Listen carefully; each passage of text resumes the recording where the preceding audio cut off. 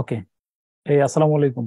উম, আনুষ্ঠানিক সালাম। আমরা অনেক আগেও কথাবার্তা শুরু করলাম, আমার আসতে একটু লেট হওয়ার কারণে ক্লাস লেট, একটু লেটে শুরু হচ্ছে। অল্প সময় যেহেতু ক্লাসটা মিস না করার জন্য আমার কাছে মনে হয়, তোমাদের কাছে কেমন লাগে জানি না, কিন্তু আমার কাছে তোমরা ক্লাস মিস হলে খুব খারাপ লাগে। কেন বলো তো, একটা আগে কারণটা বলো। স্যার, বৃষ্টির জন্য স্যার, করার জন্য স্যার।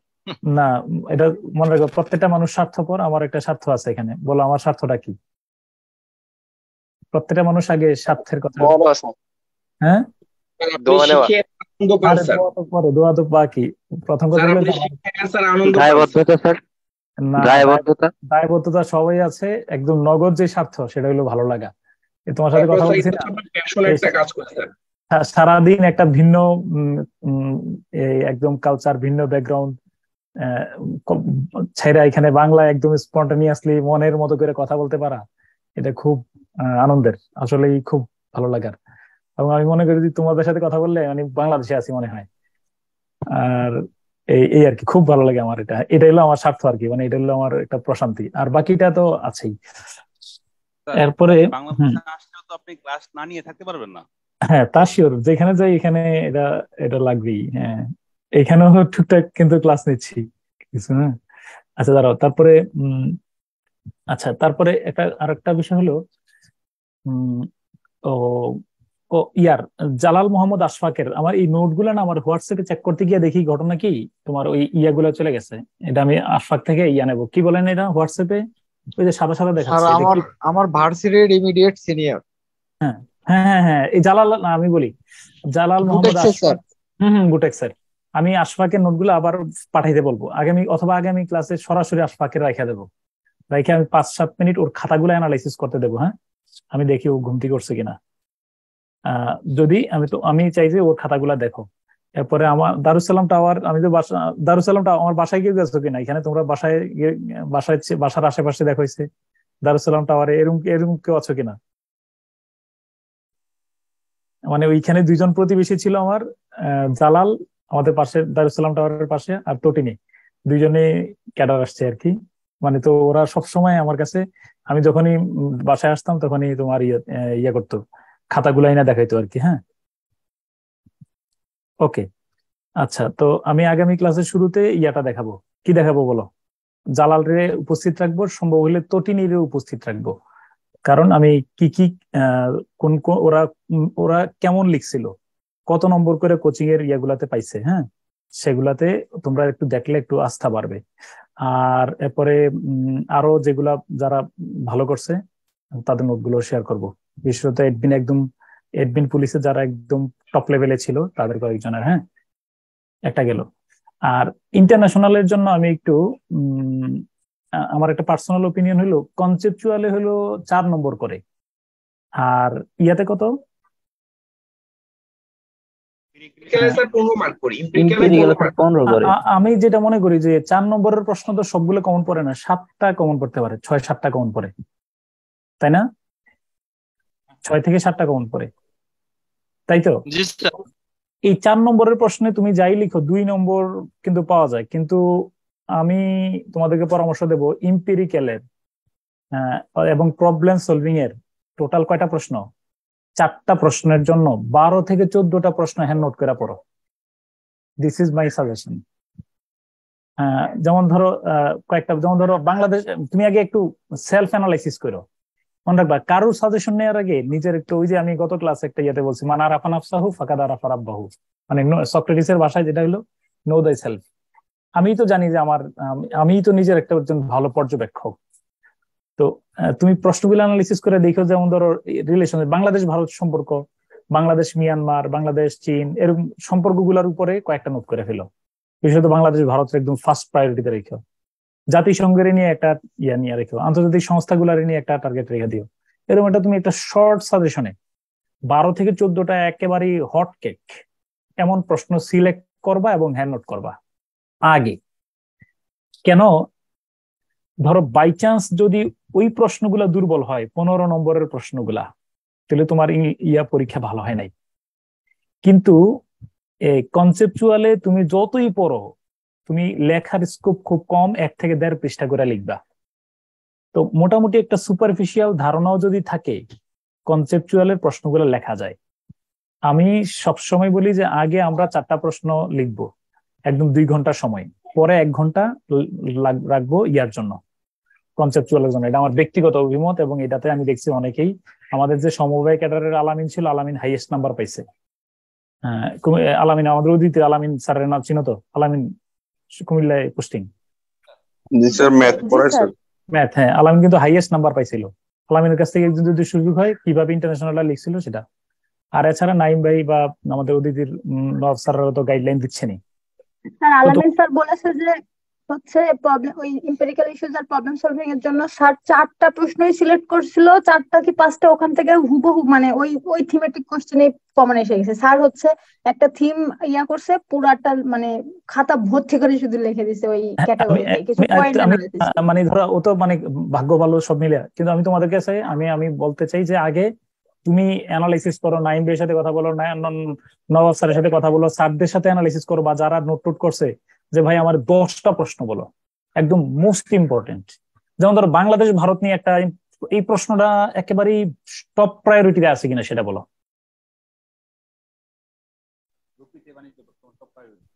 মানে ধরো সব বাংলাদেশ ভারত সম্পর্ক আমি বলতেছি, সম্পর্কের মধ্যে যা যা পয়েন্ট আসে। তারপরে ইউক্রেন যুদ্ধ, এটা একদম, হ্যাঁ ইউক্রেন রাশিয়া, এটা টপ প্রায়োরিটি কিন্তু থাকবে। তুমি যদি অ্যানালাইসিস করো, হ্যাঁ নেটো। তো আমি চাই যে তুমি একদম ফার্স্ট ক্যাটাগরিতে 10 থেকে 12টা প্রশ্ন নাও, এবং হ্যান্ড নোটটা তৈরি করবা, জিস্ট কথাটা 3-4 পৃষ্ঠার বেশি যেন না হয়, শুধু ডেটা গুলা তুমি সংগ্রহ করো। এই 12টা প্রশ্ন যদি তুমি 12টা থেকে যদি 3টা কমন পড়ে, তুমি আর একটা ধারে বারে কাটবে। ধারে বারে মানে হলো যে তোমার এইগুলার প্রভাবে আরেকটা প্রশ্ন ভালো লিখতে পারবা, সত্য কথা। প্রত্যেকটাতে চেষ্টা করবা ম্যাপ ট্যাপ দেওয়ার জন্য।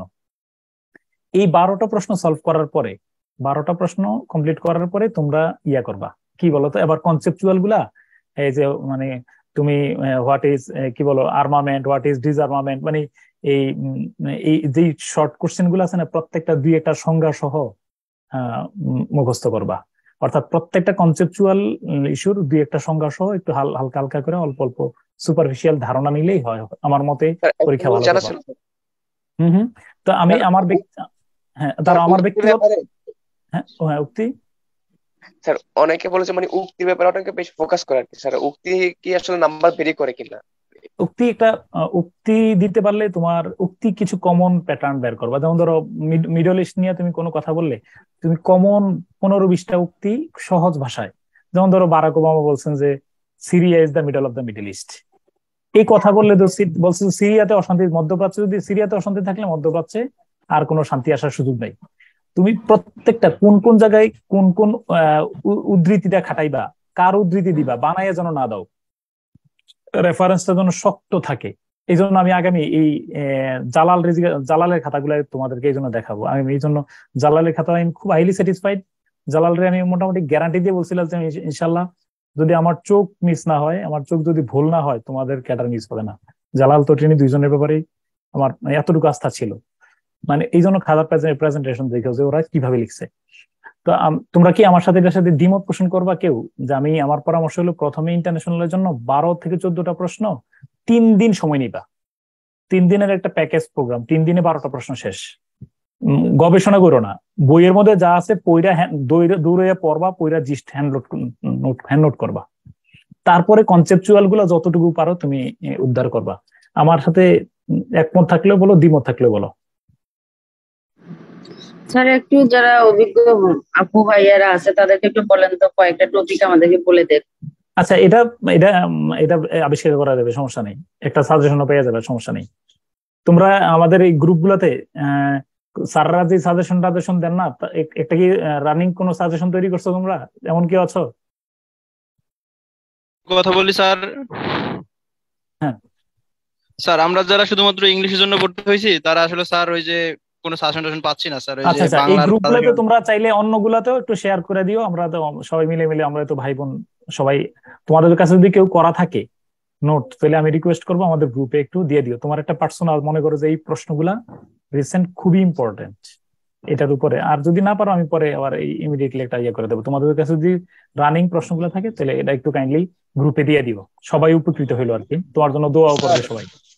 স্যার আর এস এর ব্যাপারে যদি একটু সাজেশন পাওয়া যাইতো তাহলে আমরা কিছু নোট করা শুরু করতে পারতাম। জাস্ট নোট করা লাগবে না এস এর জন্য।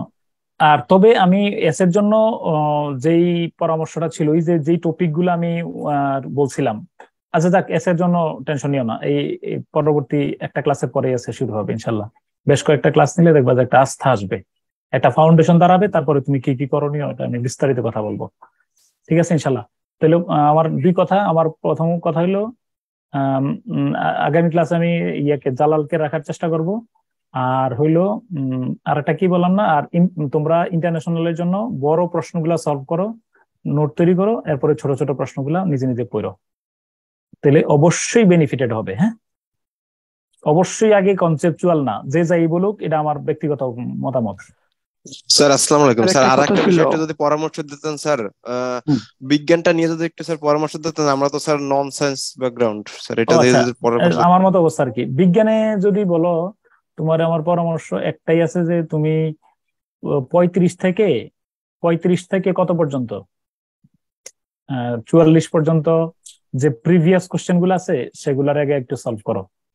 সেগুলোর মধ্যে যেগুলা ডেটা ফিগার দিতে হবে, ধরো জলবিদ্যুৎ কিভাবে উৎপাদিত হয়, এখানে তো একটা ফিগার দেওয়ার সুযোগ আছে, এখানে একটা চিত্র আঁকার সুযোগ আছে। তো যদি বলো যে আমার মতো নন সায়েন্স ব্যাকগ্রাউন্ডের যারা আছো, তারা যদি আগে ফার্স্ট প্রায়োরিটিতে, কারণ আমরা অনেক কিছু পড়ে রপ্ত করতে পারবো না, জারণ বিজারণ যতটুকু পড়ছে এগুলো কোনো কিছুই মাথায় নাই, শুধু পরীক্ষার হল পর্যন্তই ছিল। তো 35 থেকে 44 পর্যন্ত প্রশ্নগুলা নেয়ার পরে ওই প্রশ্নগুলোর উপরে ভালোভাবে নোট তৈরি করা, আমার কাছে মনে হয় এখানে 50% কভার করবে, নট 100%, নট 70%। 50% তুমি ভালো, অলরেডি একটা শক্তিশালী অবস্থান তোমার তৈরি হয়েছে। তারপরে তুমি সাবজেক্ট সাজেশন ফলো করো, যদি তুমি আমার কথার উপর আস্থা রাখতে পারো। আমি আবার বললাম, কি বলছি বলো, লাইনটা বলো। বলছেন 35 থেকে 44 পর্যন্ত যত প্রশ্ন আছে এগুলো হ্যান্ড সব নোট না, করতে হবে, সব না, অ্যানালাইসিস করে। কিছু আউল ফাউল প্রশ্ন আছে যেগুলো রিপিট করার কোনো সম্ভাবনা নাই। আউল ফাউল প্রশ্ন ছাড়া, আমি বুঝছো কিনা, তুমি বুঝবা যে এই প্রশ্নটা ফালতু প্রশ্ন, এই প্রশ্নটা রিপিটেড হওয়ার সম্ভাবনা খুবই কম। এই প্রশ্নগুলা ছাড়া বাকিগুলা তোমরা কাইন্ডলি একটু গোছাইয়া পড়ো, নোট করে করে পড়ো, দেখবা যে এরপরে এক্সটেন্ডলি যদি সময় পাও এরপরে পড়ার রেঞ্জটা বাড়াইও। আগে সাজেশন, আগে সিলেবাস, কারণ এখন আমার শর্ট বাট স্মার্ট, অনেক রেঞ্জে পড়াশোনার চেয়ে কম পড়া ভালো করাটা ভালো। সাজেশন ভিত্তিক পড়ো, যেন তুমি একদম গাইথা ফেলতে পারো রীতিমতো। হ্যাঁ, ঠিক আছে স্যার। ম্যাথের ক্ষেত্রে কি স্যার 35 থেকে 44 পর্যন্ত পড়ে গেলে তাও একটা দাঁড়াও, ম্যাথে তো আমার কাহিনী সেম কাহিনী। ম্যাথে কিন্তু আমি কখনোই 60 কম পাই না, এটাও কিন্তু আল্লাহর রহমত, কোনো বিসিএস না। দাঁড়াও 69 পর্যন্ত থেকেও কিন্তু আমার আচ্ছা এই ম্যাথের মধ্যে হলো, ম্যাথের ব্যাপারে আমার যদি বলো যে নন ম্যাথ যদি বলো, মেন্টাল এবিলিটি আমার সবচেয়ে বড় স্ট্রং জোন। মেন্টাল এবিলিটি, যাদের ম্যাথে দুর্বলতা আছে, মেন্টাল এবিলিটিতে অবশ্যই তুমি সবল হওয়া লাগবে, আর নইলে মানে রীতিমতো উইরা যাবা। টার্গেট মেন্টাল এবিলিটিতে 45 রাখবাই, সম্ভব পরীক্ষার এনভায়রনমেন্টও তোমার সহযোগিতা করবে। কারণ 1 ঘন্টা সময়ের মধ্যে দেখবো যে কেমনে জানি কেউ মেন্টাল এবিলিটি পরীক্ষা দিছো এমন কেউ আসো নাকি এখানে? তার বাজার হয়ে যায়, ক্লাসরুম বাজার হয়ে যায়। আর বলো না, চুপ আর বলো না থাক। এরকম একটা ঘটনা, বুঝছো, মেন্টাল এবিলিটির মধ্যে এরকম একটা ছোটখাটো হুইসপারিং চলে। কিন্তু আমাদের রংপুরে স্যার সরকারি কলেজে কখনো একটা কথা বলারও সুযোগ থাকে না, শেষের দিকে আমি বলছি 3-4 নম্বর ইশারা ইঙ্গিত চোখ টিপে চলে যায়। হ্যাঁ, আমি বলতে চাচ্ছি যে 3-4 নম্বর বাড়ে, এটা সত্য কথা। যতই বলো ইশারা ইঙ্গিতে যেহেতু একটু শেষের দিকে সময় থাকে, সিগনেচার, আমি বলতে চাচ্ছি যে এইখানে তোমার একটা হিউজ স্কোপ। তুমি যদি 40 এবিলিটি থাকে 45 আসবে, তবুও 2-1টা যদি কনফিউশন থাকে চলে আসবে। তো মেন্টাল এবিলিটিতে আবার কারোর উপর নির্ভর করবা তাহলে একদম শেষ হয়ে গেছো। আমি মেন্টাল এবিলিটিতে ভালোভাবে প্রস্তুতি নাও, আমাদের আলামিনের বইটাও ভালো করে দেখে দিতে পারো। আর সাথে ম্যাথের জন্য 30 টার্গেট রেখো, 30-এর নিচে যেন না নামি, 25-এর নিচে যেন না নামি, রিকোয়েস্ট করলাম। তোমার 50-40-এ যদি দুর্বল থাকো, আমার মতো অবস্থা হয়, 30-এর নিচে যেন না নামে। সাজেশন করে দেখবা যে একটা তুমি কোনো একজন ম্যাথের কোনো, আচ্ছা ম্যাথ যারা ভালো, আমার একটু সত্য করে বলো তো 25-30 পাওয়া কি খুব কঠিন? তোমরা তো যারা ভালো আছো, না স্যার। কিন্তু স্যার 45 পাওয়া কি সহজ? একদমই ইজি স্যার। না বলো না। 45 পরে খুব কঠিন। 45 পাওয়া অনেক কঠিন স্যার। কিন্তু ম্যাথে 30 যতই ভালো হোক 45 পাওয়া কঠিন আর কি, কিন্তু মানে 30 পাওয়াটা ভালো হইলো। মানে 40 আমার মতো পাওয়া মোটামুটি যায়। 30 পাওয়া কি আমাদের মতো লোকদের যাওয়ার কথা না স্বাভাবিক জি স্যার, প্রস্তুতিতে? জি স্যার। এটাই আমি বলতে চাই, মোটামুটি 30 যেন মিস না হয়। তুমি ওই যে জুবায়ের আবার শিক্ষা ক্যাডার আসছে, জুবায়ের KM জুবায়ের আমি কত করে বললাম যে জুবায়ের তুমি ফুল 50-এর প্রস্তুতি নিও না।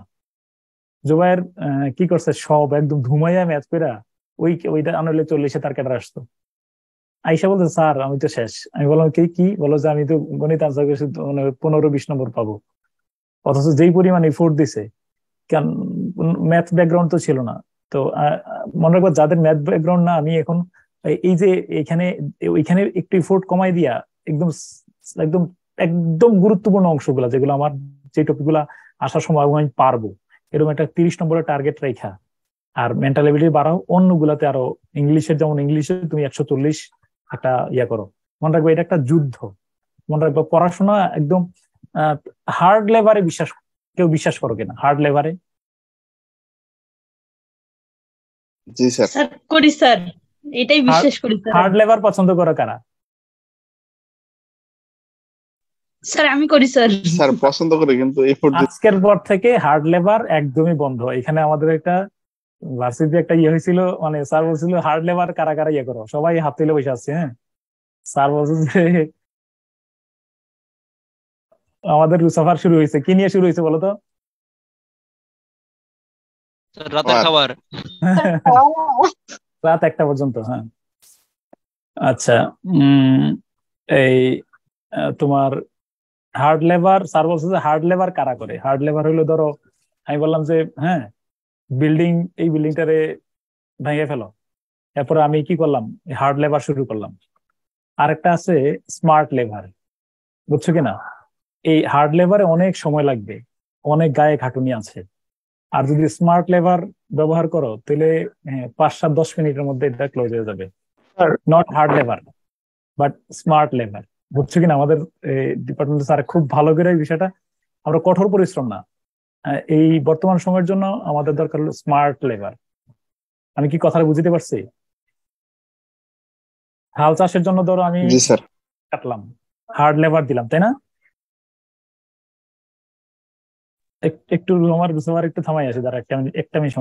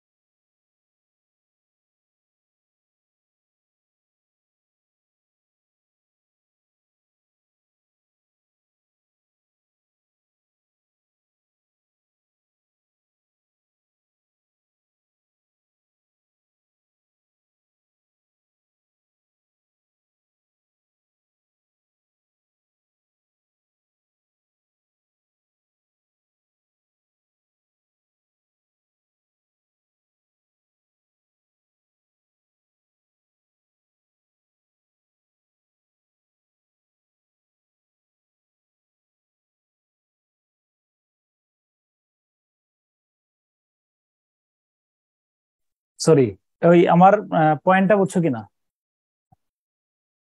তাহলে হার্ড লেভার না স্মার্ট লেভার সেটা বলো। Smart lever. Smart lever sir. Hard lever কাইটা, হার্ড টার কাইটা লিখে স্মার্ট। ওই যে বললাম যে একটা জমি ইয়ে করার জন্য দিছে, প্রক্রিয়া করার জন্য, আমি কোদাল দিয়ে কাইটা প্রক্রিয়া করলাম আর মেশিন ব্যবহার করলাম, কোনটা বেশি? তাহলে এটাই। তো এখানে আমার মনে হয় যে স্মার্ট লেবার, তুমি শুধু সার্বক্ষণিক মাথায় রাখবা যে আমার ইনশাল্লাহ এটাতে আশা লাগবেই, কিভাবে আমি ভালো করব, ঠিক আছে, হয়ে যাবে ইনশাল্লাহ। ওকে, হ্যাঁ, আচ্ছা, প্রথম লাইনটার অর্থ কি?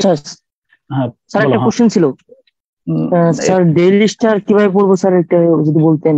ডেইলি স্টারের সহজ নিউজ গুলো এখন পড়ো, যে মানে আচ্ছা ঠিক আছে, এটা নিয়ে শেষে বলবো, শেষে এই লাইনটার অর্থ বলো ডেইলি স্টার নিয়ে। আচ্ছা, আগামী ক্লাসের শুরুতে বললো, আগামী ক্লাস শুরুতে বলবো, তাহলে হাতে কলমে দেখাবো, মোবাইল ফোনে। হ্যাঁ বলো, বাংলাদেশ ফিচার্স, এই লাইনটার অর্থ কে কি করছো, কেউ করছো কিনা?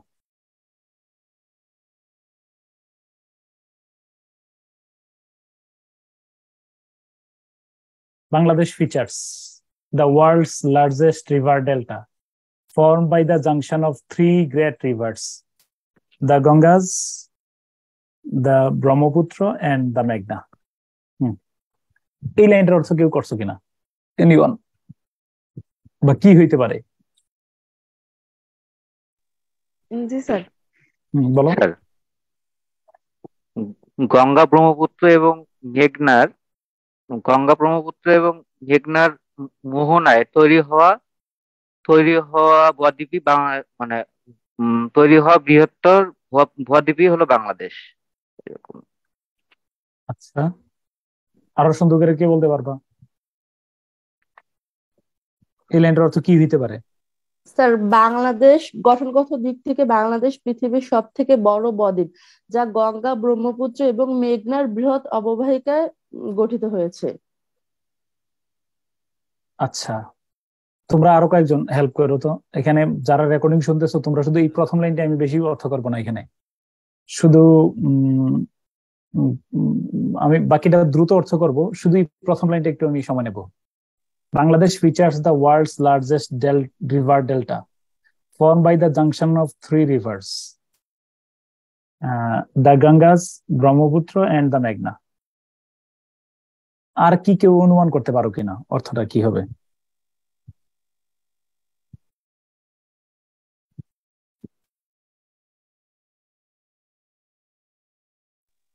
তিনটি বড় নদী গঙ্গা, ব্রহ্মপুত্র এবং মেঘনার মোহনায় গঠিত বাংলাদেশ বিশ্বের বৃহত্তম বদ্বীপ। বাংলাদেশ বিশ্বের বৃহত্তম বদ্বীপ, ফাইন। আচ্ছা, হ্যাঁ বলো বলো। বাংলাদেশের বৃহত্তম বদ্বীপ, যা গঙ্গা, ব্রহ্মপুত্র ও মেঘনার বদৌত পলি দ্বারা গঠিত। স্যার পলি শব্দটা স্যার এখানে স্যার ওই যে একটু বুঝছি, আচ্ছা মানলাম। আচ্ছা, তুমি বললো যে বাংলাদেশ বিশ্বের বৃহত্তম বদ্বীপ, হ্যাঁ, যেটি এটা দ্বারা যেটি মেঘনা, ব্রহ্মপুত্র, গঙ্গা এই তিনটা নদীর কি বলো সংযোগস্থলে গঠিত হয়েছে, তাই না? আচ্ছা ঠিক আছে, মানলাম বৃহত্তম। পরের লাইনটা, 2 out of every 3 Bangladeshis, about 110 million people live within this delta and depend on it for their lives and livelihoods.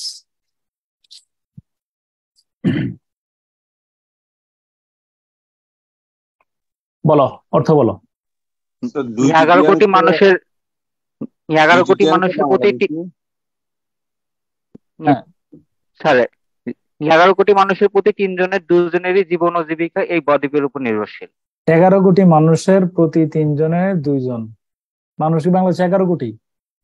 Sir আমি বলি স্যার, বাংলাদেশের প্রতি 3 জনের 2 জন বাংলাদেশি, প্রায় 11 কোটি বাংলাদেশি, 11 কোটি মানুষ এই বদ্বীপের অঞ্চলে বসবাস করে এবং তাদের জীবন ও জীবিকার জন্য বদ্বীপের উপর নির্ভরশীল। আচ্ছা আচ্ছা, তাহলে দেখো দুইটা লাইনের অর্থ যদি তোমরা এরকম বলো, দেখো তো তাহলে কেমন দাঁড়ায়। বাংলাদেশ বিশ্বের বৃহত্তম বদ্বীপ, প্রথম লাইনের অর্থ অনেক এরকম বলতে চাইছো তোমরা, বাংলাদেশ বিশ্বের বৃহত্তম বদ্বীপ যেটি গঙ্গা, ব্রহ্মপুত্র, মেঘনা এই তিনটি বিশাল আকৃতির মানে বড় নদীর মোহনায় গঠিত হয়েছে, এরকম অর্থ তোমরা বলতে চাইছো। আচ্ছা, এরপরে মানলাম বাংলাদেশ বিশ্ব বৃহত্তম বদ্বীপ, 2 out of every 3 Bangladeshis, তিনজনের মধ্যে 2 জন বাংলাদেশি, টোটাল প্রায় সেটা 11 মিলিয়ন, মানে প্রায় 11 কোটি বাংলাদেশি এই বদ্বীপ জুড়ে বসবাস করে। এখন বলো বাংলাদেশের লোক সংখ্যা কত? স্যার 16 কোটি 98 লক্ষ। 17 কোটি ধরে নিলাম। হ্যাঁ, এখন আমার যদি এই লাইনটা যদি আমি অর্থটা এভাবে করি, বাংলাদেশ বিশ্বের বৃহত্তম বদ্বীপ, প্রতি 3 বাংলাদেশির মধ্যে 2 বাংলাদেশি। স্যার এখানে এরকম হইতে পারে না যে আমি বলি 11 কোটি মানুষ, 11 কোটি মানুষ এই বদ্বীপ জুড়ে বাস করে, বাকিরা কোথায় বাস করে? বঙ্গোপসাগরে। তাহলে এরকম যদি বলি যে বিশ্বের সবচেয়ে বড় বদ্বীপটি বাংলাদেশে অবস্থিত। হ্যাঁ, বিশ্বের সবচেয়ে বড় বদ্বীপটি বাংলাদেশে অবস্থিত। হ্যাঁ, তাও কিছুটা ইজ্জত রক্ষা হয়। আর এভাবে যদি বলি যে বদ্বীপ অঞ্চলে বসবাসরত 11 কোটির মধ্যে 11 কোটি মানুষের মধ্যে, আর এই বদ্বীপ অঞ্চলে বসার উপর তুমি তো আগেই বলে আসছো বাংলাদেশ বিশ্বের বৃহত্তম বদ্বীপ, তাহলে বাংলাদেশে আবার বদ্বীপ অঞ্চলে বাস করে কেমনে? স্যার এখানে বাংলাদেশে রয়েছে বিশ্বের বৃহত্তম বদ্বীপ। এই তো, মানে বাংলাদেশ বৃহত্তম বদ্বীপ আর বাংলাদেশে রয়েছে বৃহত্তম বদ্বীপ, এইখানে তো তোমার সব শুধু এক শব্দে তো আমরা সব ধ্বংস করে ফেলছি। যদি বলি দ্য রুম ফিচার্স, হ্যাঁ, দ্য রুম ফিচার্স 3 উইন্ডোজ, তারপরে কি বলো 1 টেলিভিশন, তারপরে 2 ডোরস, এরকম বলি। যদি বলি দ্য রুম ফিচার্স, তাহলে এটা রুমটা এটা নাকি রুমে আছে? রুমে আছে, রুমে আছে বা রয়েছে। তো ওই ছোটবেলা থেকে আমরা যেটা পড়ছি বাংলাদেশ বিশ্বের বৃহত্তম বদ্বীপ, এটা একটা মুখস্থ কথা, এটা একটা বিভ্রান্তিকর তথ্য। বাংলাদেশ কি বো আকৃতির? এটা কি ডেল্টা? এটা কি ডেল্টা বো আকৃতির? বাংলাদেশ কি বো আকৃতির ম্যাপের মধ্যে দেখতে? না স্যার, বাংলাদেশের তো স্যার পুরোটা অংশ স্যার বদ্বীপের অন্তর্ভুক্ত না, শুধুমাত্র দক্ষিণাঞ্চল। তোমরা ফিচার্স এর অর্থ ইউজ করার কারণে এই বিভ্রান্তিটা তৈরি হয়েছে। তাহলে এই বাক্যের অর্থ হইলো বাংলাদেশ বিশ্বের বৃহত্তম, বাংলাদেশে রয়েছে বিশ্বের বৃহত্তম বদ্বীপ, যেটি এই 3টা গঙ্গা, ব্রহ্মপুত্র, মেঘনা, এই 3টি বড় নদীর সংযোগস্থলে মিলিত হয়েছে বা তৈরি হয়েছে, গঠিত হয়েছে। এরপরে এবার বলো, প্রতি 3 জন বাংলাদেশির 2 জন, অর্থাৎ মোট 11 কোটি এই বদ্বীপ জুড়ে বসবাস করেন, আর বাকিরা বদ্বীপের বাইরে। সিলেট কি বদ্বীপের মধ্যে পড়ছে? মৌলভীবাজার, সুনামগঞ্জ, সিলেট, চট্টগ্রাম এগুলো স্যার বদ্বীপের মধ্যে পড়ে নাই।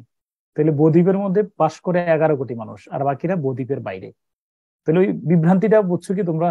বাংলাদেশে কি বাংলাদেশ বিশ্বের বৃহত্তম বদ্বীপ, নাকি বাংলাদেশে রয়েছে বিশ্বের বৃহত্তম বদ্বীপ?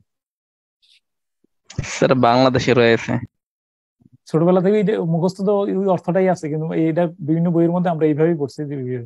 ওকে, তো এবার আমি বলি, তো আমার উদ্দেশ্য হলো আমি অর্থ করবো না, আমি আগে তোমাদের সমাধানটা করি। সমাধান যদি কেউ তোমরা এটা নাও লেখা থাকো, তোমাদের কাছে আমার রিকোয়েস্ট রইলো অবশ্যই আগে প্র্যাকটিস করো, তারপরে কি করবা?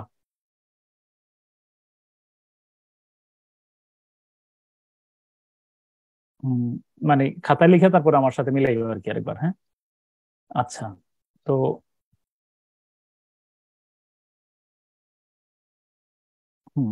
আমি সলিউশন দিয়ে দেবো একটু পরে তোমাদেরকে।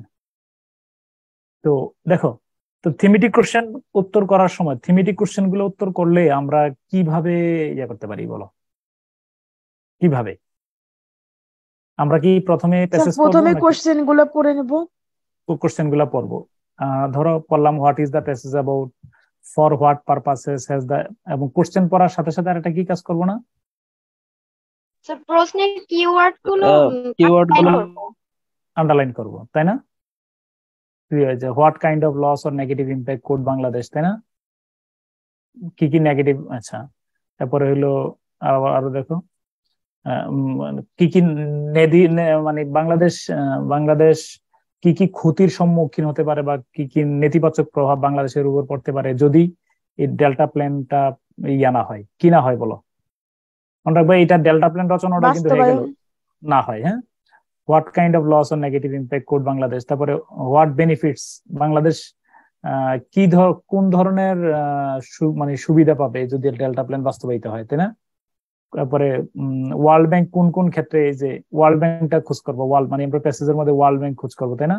ওয়ার্ল্ড ব্যাংক কোথায় কোথায় কোন কোন ক্ষেত্রে অর্থায়ন করেছে, সরকার কি কি পদক্ষেপ নিয়েছে, what initiative has that taken go. আচ্ছা, এরপরে দাঁড়াও, what do you understand by the adaptive delta management approach? ADMA বলতে কি বোঝো? অ্যাডাপটিভ ডেল্টা ম্যানেজমেন্ট অ্যাপ্রোচ বলতে তুমি কি বোঝো? Where do you think the key to achieving the delta plan lies? কোথায় কিসে ডেল্টা প্ল্যানের লুকায়িত আছে, সাফল্য? পরে what effective steps can be taken to implement the delta plan, suggest a suitable title. আচ্ছা, প্রশ্ন পড়ার সময় আমাদের কাজ কি ছিল? আমরা কি শুধু প্রশ্ন পড়বো নাকি মনে মনে একটা কুবুদ্ধিও আছে আমাদের? কিছু কিছু প্রশ্ন আমরা চেষ্টা করবো এক দুইটা প্রশ্ন না, কিওয়ার্ড তো দাগাবই, কিন্তু প্রশ্ন নিচ থেকে আনসার করতে বা দুই তিনটা প্রশ্ন মানে আনসার করব নাকি যদি সময়ে আমার না কুলায়, সময় যদি আমাকে তাড়া করে তাহলে দুই একটা প্রশ্ন, যদি স্যার সময় না কুলায় তখন অর্থাৎ 40-45 মিনিট এক্সিড হওয়ার যদি সম্ভাবনা আশঙ্কা থাকে, তখন আমি মাথায় রাখবো যে এইখানে যেমন ধরো হোয়াট ইনিশিয়েটিভ, এগুলো তো ডেল্টা প্ল্যান তো তোমার মুখস্থ অনেক কিছুই। এই যেমন ধরো এই যেমন ধরো হোয়াট কাইন্ড অফ, বাংলাদেশের অনেকগুলো লস হইতে পারে, তাই না? ডেল্টা প্ল্যান যাদের জানা আছে, এখানে আমরা কি কি নেতিবাচক প্রভাব পড়তে পারে, তাই না? এরপরে বাংলাদেশ কি কি সুযোগ সুবিধা, কি কি বেনিফিট পাবে ডেল্টা প্ল্যানটা হইলে, দারিদ্র বিমোচন হবে, জলবায়ু স্থিতিশীলতা আসবে, তাই না? প্রাকৃতিক ভারসাম্য আসবে, এগুলো একটা কমন কথা না বলো? ডেল্টা প্ল্যান সম্পর্কে যারা বাস্তবিক ধারণা আছে একটু, এছাড়া এগুলোই তো তুমি ডেল্টা প্ল্যান নিয়ে যাই লিখো, এগুলোই তো কথা বলবা, তাই না? তো তুমি মাথায় রাখবা যে যদি আমার সময় আমার সাথে প্রেসারাইজড করে, তখন আমি এই দুই তিনটা প্রশ্ন হয়তো এই প্রশ্নটা অথবা কি বলো এই যে এই প্রশ্নটা যে কোথায় ডেল্টা প্ল্যানের সাফল্য নিহিত কোথায় থাকতে পারে বলো তো, কিসে কিসে থাকতে পারে বলো, দুইটা বলো তো। যেমন ধরো সঠিক সময়ে সঠিক কাজটা করা, তারপরে তাই না, ধরো গ্রীষ্মকালের কাজ গ্রীষ্মকালে, শীতকালের কাজ শীতকালে, এরপরে যথাসময়ে অর্থায়ন করা, দুর্নীতি প্রতিরোধ করা, এরকম কিছু কমন কথা তোমার মাথায় আসে না? তাই না? মানে কমন। যদি চাপে পড়ো তাহলে তুমি ধরো আমার এটা খোঁজার সময় পাচ্ছি না, প্যাসেজে বড়, তাহলে তুমি তোমার বিবেক থেকে যে উত্তরগুলো আসে সেগুলো লিখবা। আবার এটার উত্তর আমি বললাম, তুমি তো আমার প্রশ্নই করবা যে এটা তো একিউরেট হলো না। আমার একিউরেসির চেয়ে দরকার হলো সবগুলোর উত্তর যথাযথভাবে কাছাকাছি গিয়ে দিয়ে আমি আমার পরবর্তী প্রশ্নে সময় মতো চলে যাওয়া। ওকে, এই প্রশ্নগুলো যদি হয় তাহলে দেখো আমরা একটু প্যাসেজটা একটু দ্রুত গো থ্রু করি। আচ্ছা স্যার, একটা কোশ্চেন ছিল। স্যার, ওই যে হাউ দ্বারা কোশ্চেন যেসব কাছে ওগুলার অ্যান্সার গুলো কিভাবে করবো একটু যদি বলে দিতেন। আর হলো স্যার হলো হোয়াই দ্বারা কোশ্চেন যদি স্যার একাধিক রিজন থাকে, এটা তো বললেন স্যার রোমান অক্ষরে দেয়া আমরা রিজন করে লিখবো, কিন্তু ধরেন স্যার কোনো স্পেসিফিক একটা কারণ যদি হয় তাহলে সেই ক্ষেত্রে আমি কি করব? একটাই লিখে দিবা, সমস্যা নেই। আর সেক্ষেত্রে কি স্যার আমি নিজের ভিউ করতে পারবো নাকি? আপনি স্যার বলছেন স্যার 3 লাইন আমি বলি হোয়াট স্টেপ আর হোয়াট স্টেপস পার্থক্য আছে, কিন্তু যদি কোন পদক্ষেপটা নেওয়া যেতে পারে তাহলে একটা উত্তর, তুমি প্রশ্ন দেখলে বুঝতে পারবা। দেখবা এইগুলো আমি আমার উত্তরগুলো এই ক্ষেত্রে কি অ্যানসারটা এক লাইনে হলে না, আমার এই দেখো না, আমি এক লাইনের জায়গায় কিভাবে একটু বাড়ানো যায়, এক লাইনের জায়গায় কিভাবে বাড়ানো যায় একটু চেষ্টা করি না। আরো কিছু প্রশ্ন সলভ করে দেখো যাই। আচ্ছা, তাহলে আমি দ্রুততম সময়ের মধ্যে একটা ধারণা দিচ্ছি তোমার। as the threat of climate change and rising sea levels looms large, আচ্ছা proper planning and management of the delta is critical to the country's economic growth and development. আচ্ছা বলো, এই লাইনটা as the threat of climate change and rising sea levels looms large, এই লাইনটার ভার কোনটা এই বাক্যের?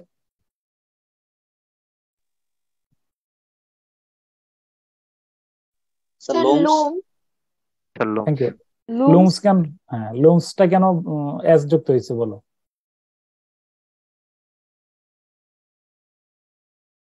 থ্রেট হচ্ছে আমার subject. Thank you so much. Uncontrol number sir. No, as the threat is a prepositional threat subject sir, threat climate change and rising sea levels, এটা আমার subject না। সাবজেক্ট একজন মুখে উচ্চারণ করে বলো, সাধারণত প্রিপজিশনের পূর্বের শব্দটা অনুযায়ী ভার বসে, বলো। সাধারণত প্রিপজিশনের পূর্বের সাবজেক্ট অনুযায়ী ভার বসবে। শুধু একটু মনে রেখো, এটা প্রিলিমিনারির পড়া মনে করে দিই। মনে রাখবা শুধুমাত্র সারা জীবন সবসময় প্রিপজিশনের পূর্বে যেটা আছে সেটাই হলো যে কি বলো, সেটাই ভার হবে প্রিপজিশনের পূর্বে। প্রিপজিশনের পূর্বে যেই যা থাকুক সেটা, দা যদি বলি the people in our country, people অনুযায়ী the mother with her daughters, go না গোজ,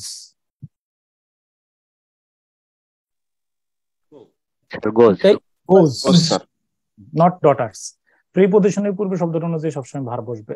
আর তবে কথা আছে, ওই যে ফ্র্যাকশন আছে, 1/3 of 2/3 of, fraction, percentage, all of, some of, most of, majority of, minority of, half of, rest of, booth of, any of, all, A lot of, এরকম কতগুলো শব্দ আছে। 1/3 of, 1/3 of the mango is, 1/3 of the mangoes are, বুঝছো কিনা? 20% of the people, ধরো 20% of the apple is, 20% of the apples are, most of the apple is, most of the apples are, এরকম কতগুলো শব্দ আছে ফ্র্যাকশন। এগুলো থাকলেই শুধু পরের শব্দটা অনুযায়ী, প্রিপজিশনের পরের শব্দটা অনুযায়ী ভার্ব হয়। এগুলো ছাড়া প্রায় 99.99% জায়গায় প্রিপজিশনের পূর্বে শব্দটা অনুযায়ী ভার্ব বসে। তো যেহেতু এই বাক্যের অর্থ হলো যে, যেহেতু কি বলো, সি লেভেল, সমুদ্রে ক্লাইমেট পরিবর্তন এবং সমুদ্রের তলদেশ জেগে ওঠার কারণ আশঙ্কা বৃদ্ধি পাচ্ছে, সেহেতু কি বলো, প্রপার প্ল্যানিং ম্যানেজমেন্ট, এই বদ্বীপের যথাযথ ব্যবস্থাপনা এবং কি বলো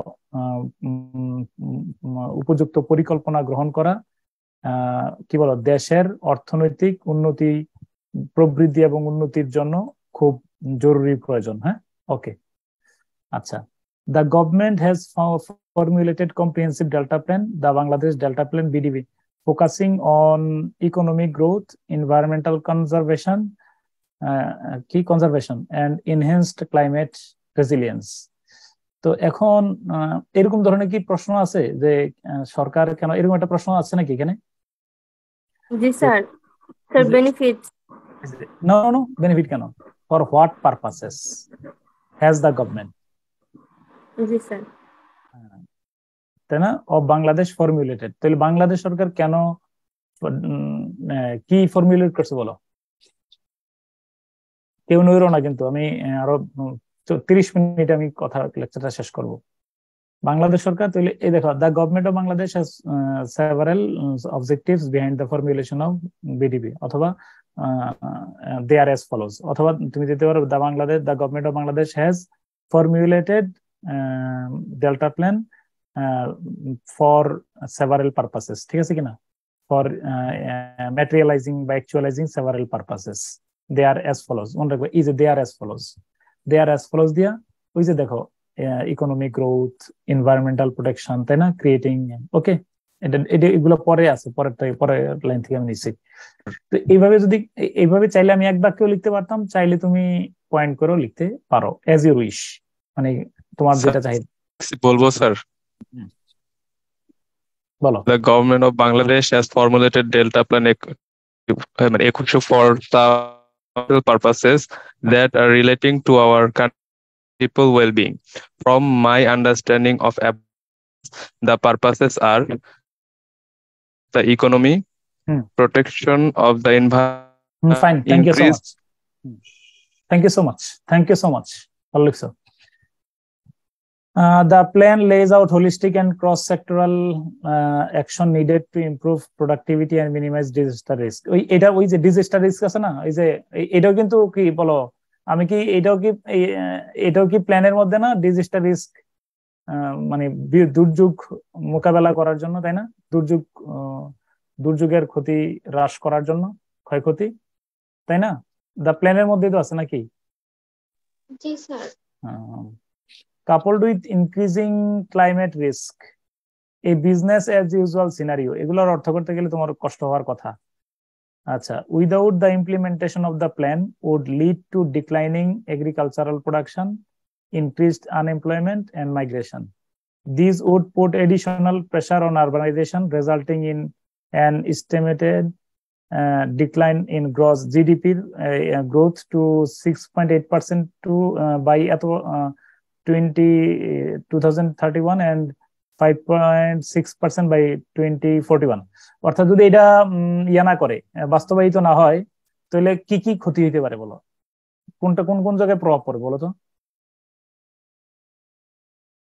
রচনা হয়ে যাচ্ছে, কৃষি উৎপাদনে বেকারত্ব বৃদ্ধি পাবে, কৃষিতে বেকারত্ব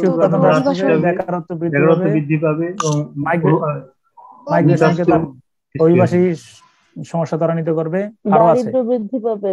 হ্যাঁ, এরপর আরেকটা জিনিস কমাবে, কি করবে, কি কমায় ফেলবে? জিডিপি 2031 সালের মধ্যে 6.8% এবং কমে, এবং 2041 সালে কতটা এসে পৌঁছবে বলো? 5.6% এসে পৌঁছবে, তাই না?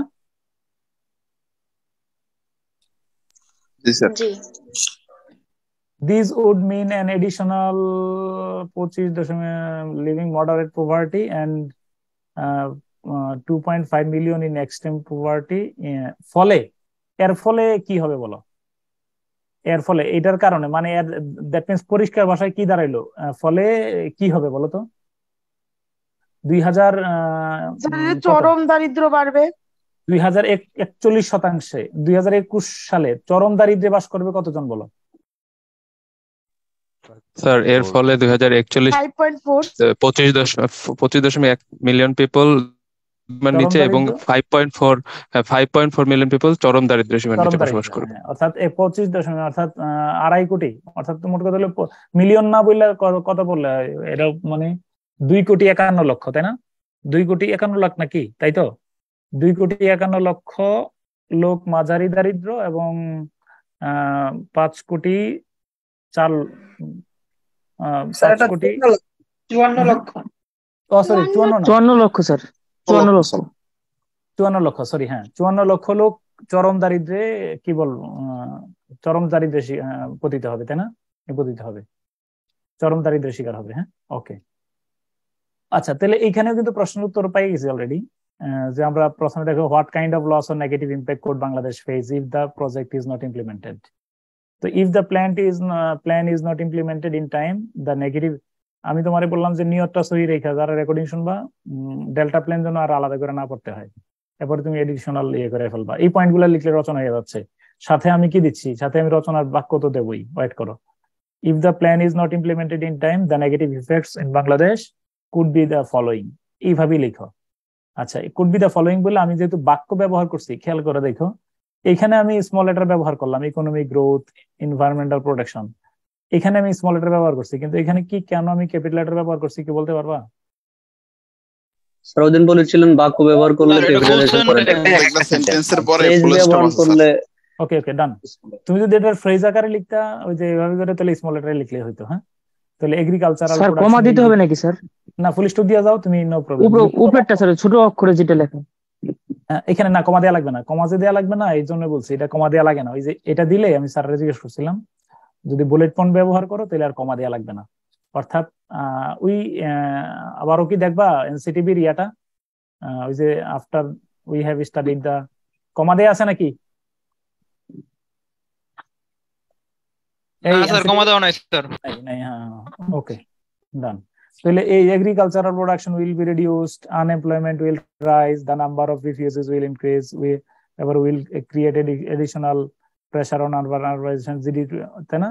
will slow down, মানে decline decrease, তাই না? ওকে, তারপরে আসো, এরপরে effective implementation of the delta plan will eliminate extreme poverty। আচ্ছা, এটা এই প্রশ্ন আছে, এই প্রশ্ন আছে নাকি? create major jobs, sustain GDP growth above 8% until 2041. It will increase trade and navigational opportunities and strengthen food safety. The Delta plan will also help reduce শব্দটা কোন পার্টস অফ স্পিচ এখানে? এটা bare infinitive. Thank you so much. Help শব্দটা positive verb, হ্যাঁ, bare infinitive. Will also, এটা bare infinitive, two আছে। The delta plane will also help reduce urban migration by about 60%, coastal zone out migration by 50%, and river area out migration by 50%. এইটা কি কোনো প্রশ্ন উত্তর আমরা পাইছি নাকি? এটা কি কোনো উত্তর পাইছি আমরা এখানে? বলো তো কোন প্রশ্ন উত্তর এটা? ডি নাম্বারটা। হ্যাঁ, ডি নম্বরটা। জি স্যার পেয়েছি। হ্যাঁ, পরিষ্কার ভাষা। তাহলে দেখো তো আমি বলছি what if the delta plan is effectively implemented, Bangladesh will enjoy the following benefits. এরপরে আমি কি করলাম, এই যে এক্সট্রিম পভার্টি উইল বি এরিডিকেটেড। আর তুমি যদি, আমি আবার বললাম, এই সিস্টেমে যদি লিখো তাহলে শুধু ফ্রেজ আকারে লিখলে হবে, আমি দুইটাই দেখাইতেছি। এরপরে মোর এমপ্লয়মেন্ট। এখানে কি পরিসংখ্যান গুলা দেওয়া যাবে না? হ্যাঁ হ্যাঁ হ্যাঁ, পরিসংখ্যান স্যার, যে মানে বিষয়গুলো দেওয়া আছে, এত পার্সেন্ট, যে পার্সেন্টেজের ব্যাপারটা দিতে পারো, নো প্রবলেম। আমি জিস্ট কথা নিয়ে আসতেছি। এই যে জিডিপি উইল মেইনটেইনড অ্যাবভ 8%, দিছি তো। এরপরে trade and water facilities will increase. এবারে food securities will be strengthen. আর ওই যে কত পার্সেন্ট করে বাড়বে, এটা যদি সিনোপসিস করে দাও, দিতে পারো, নো প্রবলেম। এরপরে হইলো urban migration will be reduced, তাই না? আরবান মাইগ্রেশন তো বুঝছো। আরবান মাইগ্রেশন কোনটা বলো তো? এখানে কি বোঝানো হয়েছে আরবান মাইগ্রেশন দ্বারা? শহরের দিকে মানুষ ঝুঁকে যে ওইটা, ধরো নদী টদি ভেঙে যাওয়ার কারণে, ওই যে ধরো একবার যে আমাদের দেশে একটা সিডর আইলা কিনে আসছিল, কিনা হয়েছিল, এটা না, এই সাতক্ষীরা থেকে একদম ব্যাপক মানুষ ঢাকায় চলে আসছে এই ভাঙচুর হওয়ার কারণে। ধরো নদী ভাঙছে, মানুষ কই যাবে? এতে ঢাকা এসে মানে শহর গুলাতে ঢুকতেছে, তাই না? বাস্তবতা তাই তো। আচ্ছা, delivering the BDP 2100 will require a combination of public and private funding from various sources. আচ্ছা, delivering the BDP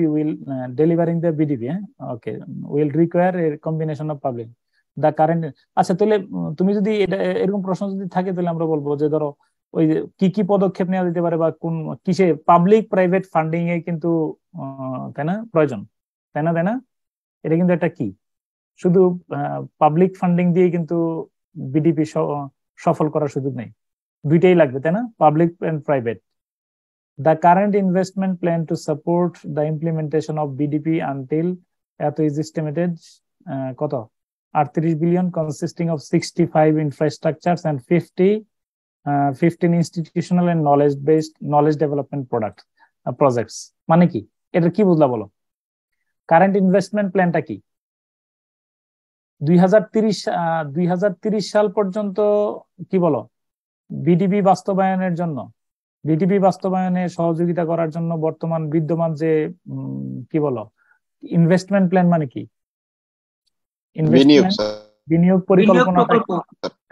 বিনিয়োগ পরিকল্পনাটা কত billion dollar? 38 billion dollar. 38 billion dollar. এর মধ্যে কি কোন খাতে ব্যয় করা হবে? 15টা অবকাঠামোগত, 15টা 65টা অবকাঠামোগত, আর হলো 15টা হলো নলেজ বেস। হ্যাঁ, প্রাতিষ্ঠানিক এবং জ্ঞান ভিত্তিকটা বুঝছো কিনা? জ্ঞান ভিত্তিক প্রজেক্ট, নলেজ ডেভেলপমেন্ট প্রজেক্টস মানে কি? মানব উন্নয়ন, প্রশিক্ষণ, টোটাল প্রশিক্ষণ। ওকে, হ্যাঁ। The World Bank has already invested এত billion to enhance the supply। এরকম কি প্রশ্ন আছে ওয়ার্ল্ড ব্যাংক নিয়ে? জি স্যার, আছে একটা। যদি আমরা সাথে সাথে প্রশ্ন ধরি, তাহলে খপ করে ধরে ফেলতে পারো। এই জন্য প্রথম প্রশ্ন পড়লে আমি যদি ওয়ার্ল্ড ব্যাংকের কথা আছে, কোন সেক্টরে ওয়ার্ল্ড ব্যাংক, এটা হলো this is the keyword.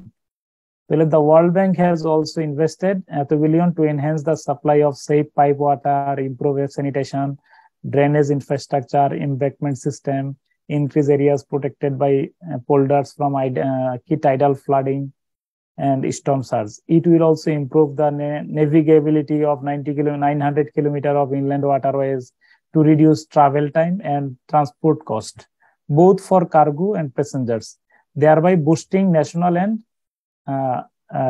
regional trade. Bangla অর্থ করলে সুন্দর করে অর্থ করবা, খুব সুন্দর স্মুথলি অর্থ করো। ওয়ার্ল্ড ব্যাংক, তাহলে প্রথম অংশ দাঁড়াচ্ছে ওয়ার্ল্ড ব্যাংক ইতিমধ্যে কত বিলিয়ন? 180 কোটি। 180 কোটি 180 কোটি টাকা, 180 কোটি টাকা না ডলার? ডলার। ডলার ডলার বিনিয়োগ করেছে। এর মধ্যে রয়েছে তাদের পরিকল্পনা রয়েছে কি বলো, কি কি করা? এক নম্বর হলো যে নিরাপদ পানির সরবরাহ, তারপরে বৃদ্ধি করা, এরপরে স্যানিটেশন পয় নিষ্কাশন উন্নত করা, ড্রেনেজ সিস্টেম অবকাঠামো। ড্রেনেজ মানে কি? ড্রেনেজের কি অর্থ বলে? পানি সেচ হবে, পয় নিষ্কাশন ব্যবস্থা। তাহলে স্যানিটেশন তাহলে কি বলবা? ড্রেনেজ যদি পয় নিষ্কাশন বলো? ড্রেনেজ মানে তো পানি নিষ্কাশন বলা যায় না, মানে আমি স্যানিটেশন আর ইয়ার অর্থ আলাদা করে বলো। স্যানিটেশন আর ড্রেনেজ স্যার জীবাণুমুক্ত না? স্যার ড্রেনেজ মানে পানি নিষ্কাশনই ধরা যায় স্যার। আচ্ছা, সুরক্ষা স্যার। হ্যাঁ, সুরক্ষা। আচ্ছা, মানে মোট কথা হলো জলাবদ্ধতা নিরসন, এরকম কিছু যদি বলো তাহলে হবে, সমস্যা নেই। তারপরে আর এমব্যাঙ্কমেন্ট মানে কি? বাঁধ তৈরি, তাই না? Increase areas protected by the polders, এবং পোল্ডার ব্যবহার করে কি বলো, নদীর কি বলো, ওই যে নদীর পোল্ডার মানে কি বলো তো? ওই যে ব্লক গুলো ইউজ করে ওইগুলো। হ্যাঁ, ব্লক গুলা, ওই যে নদীর দেখো না পাশাপাশি, বন্যা এবং কি বলো ঝড় থেকে রক্ষা পেতে পোল্ডার ব্যবহার করে বাঁধ নির্মাণের পরিধি বাড়ানো। এছাড়াও তারা তাদের এই ইনভেস্টমেন্টের মাধ্যমে, এই বিনিয়োগের মাধ্যমে কত কিলোমিটার ইনল্যান্ড ওয়াটারে 900 কিলোমিটার জলপথ, তাই না? অভ্যন্তরীণ জলপথের নাব্যতা বৃদ্ধি পাবে, তাই না? যার ফলে কি বলো, ভ্রমণ সময় এবং ভ্রমণ খরচ দুটি কমে আসবে। পরিবহন খরচ, হ্যাঁ পরিবহন মানে সেটি, হ্যাঁ পরিবহন খরচ সেটি কার, সেটি বলো কোন কোন পরিবহন খরচ বলো? মালবাহী অথবা যাত্রীবাহী, মালবাহী এবং যাত্রীবাহী। মালবাহী এবং যাত্রীবাহী উভয় পরিবহনেরই খরচ কমে আসবে। ফলে জাতীয় এবং আন্তর্জাতিক অর্থনীতি কি হবে বলো? ত্বরান্বিত হবে, তাই না? তাহলে ভাঙ্গা ভাঙ্গা পুরো প্যাসেজটা একসাথে না লেখা সুন্দর করে ভাঙ্গা ভাঙ্গা চিন্তা করে লিখবা। লেখার পরে আরেকবার একটু রিভাইজ করলে, বড় বাক্য তো একসাথে লিখতে গেলে, আমি অর্থটা লিখে দিচ্ছি দেখো। এবার আমারে বলো, তো অর্থটা আমি এখানে ওয়ার্ল্ড ব্যাংক কিভাবে ইয়ে করছে একটু আমরা যদি দেখো, এই প্রশ্নটা আমি কিভাবে সাজাইছি একটু দেখো। এই প্রশ্নটা আমি এইভাবে যদি লিখি, the world bank has also financed, ওই ইনভেস্টেড জায়গায় আমি ফাইন্যান্স ব্যবহার করছি, $18 billion in several areas of the Delta Plain in order to increase save water supply through pipes, develop dam system, drain infrastructure, and sanitation, and increase protected areas to guard from tidal flows and storm surges.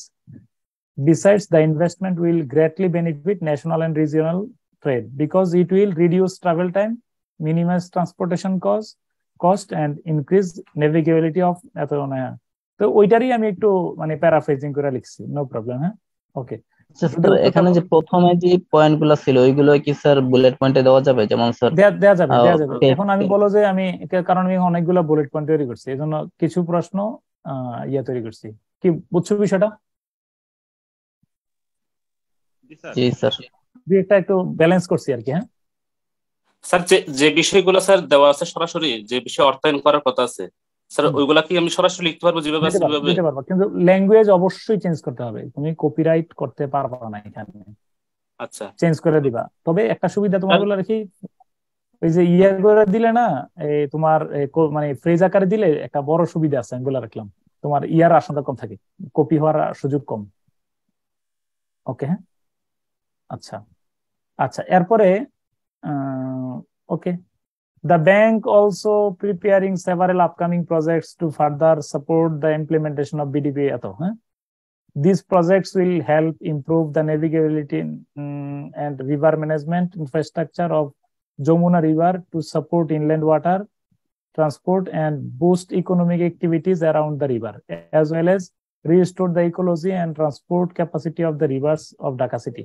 তো ব্যাংকের আরো কিছু পরিকল্পনা আছে, তাই না, upcoming projects. তো এটা তো আমাদের প্রশ্নে নাই, আছে এরকম ধরনের কথা? আপকামিং প্রজেক্ট নিয়ে কি কোনো কথা বলা আছে নাকি? প্রশ্নে আছে শুধু কোন কোন ক্ষেত্রে ইনভেস্ট করছে, তাই না? অতএব এটা আমার দরকার নেই। এখানে যমুনা নদীতে আরো কিছু পরিকল্পনা আছে। হ্যাঁ, ওকে। ঢাকা সিটিতে এই ট্রান্সপোর্ট ক্যাপাসিটিটা বৃদ্ধি করার জন্য, তাই না, ওয়াটারওয়েতে ট্রান্সপোর্ট ক্যাপাসিটি বৃদ্ধি করারও একটা বড় পরিকল্পনা আছে। ঢাকার চারপাশে কিন্তু নদী আছে, এটা একটা চমৎকার লোকেশন, কিন্তু পরিকল্পনার কারণে নষ্ট হয়ে যাচ্ছে। The bank will also work with the government to focus on reducing pollution while in এগুলো আমাদের নাই, এগুলো প্যাসেজে নাই। The climate smart agriculture and water management project। হ্যাঁ, একটা কোশ্চেন ছিল।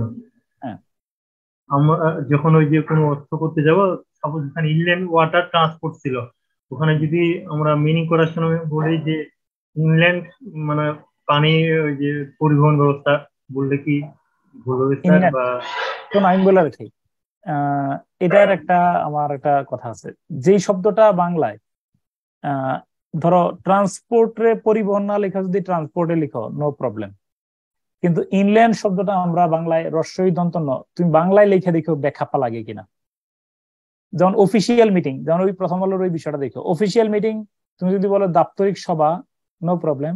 আবার অফিসিয়াল মিটিং কিন্তু আমরা বাংলায় লেখা ব্যবহার করি অফিসিয়াল মিটিং, যেটা একদম তোমরা বাংলায় আমরা হেবিচুয়েটেড, যে ইংলিশটা বাংলায় সচরাচর ব্যবহার করি, ওইটা যদি তুমি অনুবাদ না করো, নো প্রবলেম। কিন্তু ইনল্যান্ড শব্দটা রস্বই দন্ত ন লয় জবলা, ইনল্যান্ড শব্দটা আমার মনে হয় না যে আমরা ইনল্যান্ড ব্যবহার না করে অভ্যন্তরীণ ব্যবহার করি, তাই না? তোমরা কি আমার ইংলিশ শব্দের হুবহু কোনটা ইংরেজিতে রেখে দিতে পারবো, কোনটা বুঝছো কিনা? যেটা আমরা হেবিচুয়েটেড, যেটা আমরা সচরাচর বাংলায় লেখা অভ্যস্ত, যে ইংরেজি শব্দটাকে। আমি কি আমার কথাটা বুঝতে পারছি?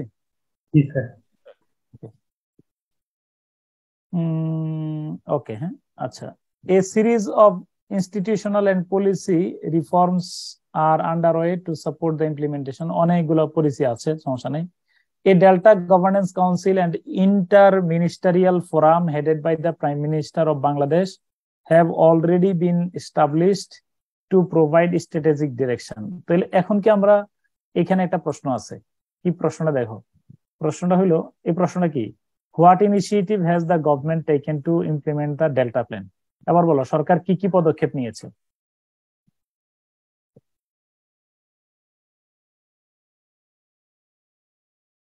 কি কি পদক্ষেপ নিয়েছে বলো। স্যার প্রথমত কমিটি গঠন করছে। এই দ্বারা একটু দাঁত দেখাইতে আসছে, পাকা বুড়ি হয়ে গেছে তো, দেখো ঘটনা হচ্ছে যে দাঁতের পিছনে দাঁত উঠছে, তারপরে তোমার হ্যাঁ এই সামনের এই যে অ্যানেস্থেসিয়া ব্যবহার করে তোমার সামনের দাঁতগুলা কয়টা, এই যে সামনের দাঁতগুলা খুলছে, আবার পিছনে কি লাগাইছে দেখছো কিনা? ওকে, ঠিক আছে, দাও। এরপরে তাহলে কি বললাম, এবার বলো সরকার কি কি পদক্ষেপ নিচ্ছে?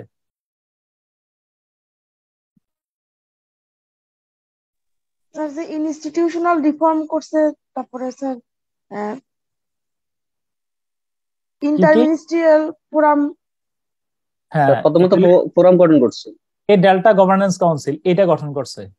আর একটা হলো an interministerial forum headed by the prime minister, prime মিনিস্টারের নেতৃত্বে বাংলাদেশ একটা আন্তঃ মন্ত্রণালয়ে ফোরাম গঠন করছে, তাই না? এই ফোরাম শব্দটা যদি ফোরাম দাও, নো প্রবলেম। ফোরামটা কি আমরা বাংলা ব্যবহার করি না? জি স্যার। কিন্তু ইন্টারমিনিস্টারিয়ালটা না বললে আন্তঃ মন্ত্রণালয়ে ফোরাম গঠন করছে, তাতে কিন্তু বেটার হয়, no problem. Sir forum quorum কি একই? হ্যাঁ, একই। আচ্ছা দেখো তাহলে হোয়াট ইনিশিয়েটিভ, তাহলে the government is working on various and policy and institutional reforms to implement delta plan. an interministerial forum has been set up under the guidance of Prime Minister of Bangladesh, তাই না? আর a Delta Management Council has also been formed to provide strategic direction. এই যে এক বাক্য করে 3 বাক্য বানাই ফেলছি। আর তুমি যদি বলো যে এটার 2টা পয়েন্ট করে লিখবা, মানে প্যারা করে করে লিখবা পয়েন্ট আকারে, নো প্রবলেম। আচ্ছা, এরপরে দেখো, এরপরে through the strong commitment placed on BDP, তো Bangladesh is on its way to become a global centre of excellence on delta and water management. এটার অর্থ কি বলো তো? এটার অর্থ কি?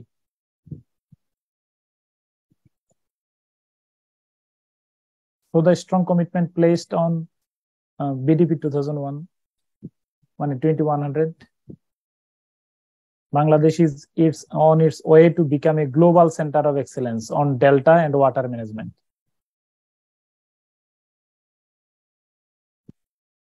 প্রথমে কোন অংশটার অর্থ হবে? প্রথমে কোন অংশটা? একজন স্যার কমার আগে। কমার আগে। তাহলে বিডিপি বদ্বীপ পরিকল্পনা 2100 বাস্তবায়নে কি বলো, দৃঢ় সংকল্পের মাধ্যমে, দৃঢ় প্রতিশ্রুতির মাধ্যমে। এরপরে কি বলো, বাংলাদেশ, তাই না?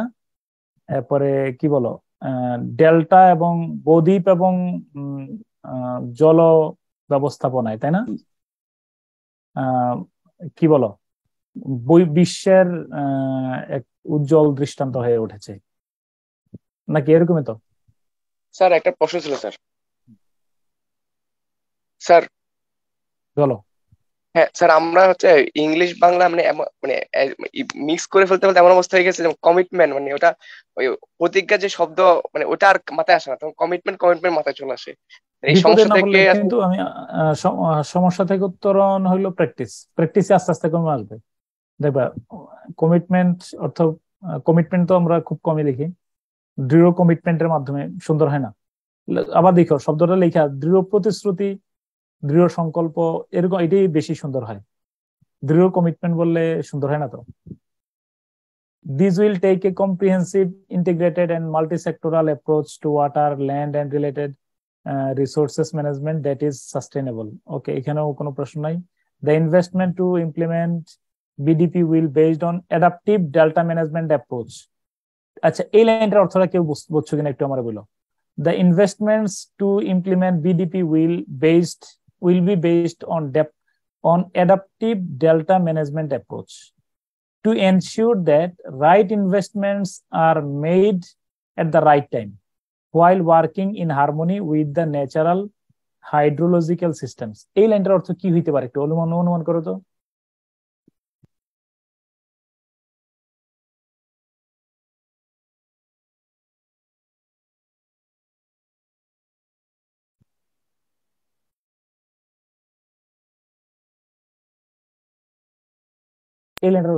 পরিবেশের পরিবর্তনের সাথে যে স্যার যে চেঞ্জটা হচ্ছে স্যার, এর মানে এটাকে খেয়াল রেখে হচ্ছে স্যার মানে ম্যানেজমেন্ট অ্যাপ্রোচটা গ্রহণ করতে হবে এরকম। আচ্ছা, তুমি অ্যাডাপটিভ ডেল্টা ম্যানেজমেন্ট এটারে ক্যাপিটালাইজ যেহেতু আছে এটারে ওইভাবে রাখতে পারো, নো প্রবলেম। আচ্ছা, the investment to implement BDP বাস্তবায়নে কি বলো, ইনভেস্টমেন্ট মানে কি, বিনিয়োগ। will be based on adaptive delta management approach. Adaptive delta management approach মানে কি? অভিযোজিত বদ্বীপ, অভিযোজিত বা অ্যাডাপটিভ অর্থ কলা ব্যবস্থাপনার পরিকল্পনা। অ্যাডাপটিভ ডেল্টা ম্যানেজমেন্ট পদ্ধতি, অ্যাপ্রোচ মানে কি, পদ্ধতি নির্ভর হতে হবে আর কি, তাই না? মানে অ্যাডাপটিভ ডেল্টা ম্যানেজমেন্ট যেহেতু আমার ক্যাপিটালাইজেশন আছে, এটা তুমি এইভাবে রাখতে পারো। এবার বলো অ্যাডাপটিভ ডেল্টা ম্যানেজমেন্টটা কি আসলে? পরের বাক্যটা বলা হয়েছে to ensure that right investments are made at the right time, মানে কি? সঠিক সময়ে সঠিক বিনিয়োগ করা হবে, while working in harmony with the। আচ্ছা বলো তো, যেমন এখন ধরো বাঁধ নির্মাণ করতেছে অথবা ওই যে পোল্ডার বসাচ্ছে, ব্লক গুলা বসাচ্ছে, এটা কি এই যে এখন বর্ষাকালীন সময়ে বসাইলে কেমন হয়? না স্যার, শীতকালে বসানো কথা। মানে ওই যে হলো যে এই লাইনটা দিয়ে তুমি দ্যাট ওই যে টু এনশিওর, তাহলে আমি এটা দেখো ব্যাখ্যাটা কি লিখছি। What do you understand by the adaptive delta management? What I mean by the adaptive delta management approach is the following. Okay, at first, to combine the natural water management of Bangladesh with delta plan, as dekho, then to make the right investment at the right time and to accomplish the right thing at the right moment. Mane that means I বুঝতে চাচ্ছি ওই যে while working in harmony with the natural hydrological systems. Natural hydrological system গুলো বাংলাদেশে hydrology system মানে কি? জলজ ব্যবস্থাপনা আর কি, মানে জলজ ব্যবস্থাপনা মানে অর্থাৎ বাংলাদেশে নদ নদীগুলোতে কখনো পানি কম থাকে, কখনো কি থাকে বলো, পানির ফ্লো কি থাকে, বেশি থাকে। সেটার উপরে নির্ভর করে তোমার কাজ করা এবং সঠিক সময়ে সঠিক কি কাজটা করা বলো, সঠিক বিনিয়োগ করা, তাই না? তো আমি এই কথাটা স্যার এভাবে বলা যায় না, পরিবেশের সাথে সমন্বয় করে সঠিক সময়ে সঠিক ই করা, মানে ইনভেস্টমেন্ট করা। তাহলে আমি যেটা বুঝতে পারছি সেটা হলো টু কম্বাইন, প্রথম হলো যে to combine the natural water management of Bangladesh with delta plan. Delta প্ল্যানটারে ইয়ার সাথে আগে অ্যাডজাস্ট করে নেওয়া, মানে আমি যে পরিকল্পনাটা করতেছি পরিকল্পনাটা কি আমার নিজের মন মতো হবে নাকি ন্যাচারাল ওয়াটার ম্যানেজমেন্ট বা হাইড্রোলজিক্যাল সিস্টেমের সাথে হবে বলো? সিস্টেমের সাথে সমন্বয় করা এক নম্বর কাজ। হ্যাঁ, এরপর হলো যে সঠিক সময়ে সঠিক বিনিয়োগটা করা। হ্যাঁ, ওকে। তারপরে কি ইফেক্টিভ কি ইফেক্টিভ এরপর লাইনটা বলো, একটু এই লাইনটা বলো। Effective coordination and collaboration among multiple stakeholders will be key to achieving the vision of BDP 2100. হ্যাঁ, 2100 মানে কি? Effective coordination and collaboration among the multiple stakeholders will be তাহলে এমন একটা প্রশ্ন আছে কি অ্যাচিভিং কি টু অ্যাচিভিং, এরকম একটা প্রশ্ন আছে নাকি? ওয়ালাইকুম আসসালাম। জালাল, তুমি কি ঘুম থেকে উঠছো নাকি? আচ্ছা দাঁড়াও, তোমার কথাই ক্লাসে বলতেছিলাম আমি, তুমি জাস্ট এখন একটু জয়েন করো। আমি একটা লিংক পাঠাচ্ছি তোমার মেসেঞ্জারে। হ্যাঁ, সরি, এখনই মেসেজ করে দিচ্ছি। এখনই জয়েন করো, তোমার খাতাগুলো একটু শেয়ার করতে বলছিলাম। দাঁড়াও, এখনই জয়েন করো, আগে আমি ক্লাসে শুরুতে ইয়ে করো। আমি পাঠাচ্ছি, তুমি জয়েন করে আমার নক করো। হ্যাঁ, ওকে। হ্যাঁ,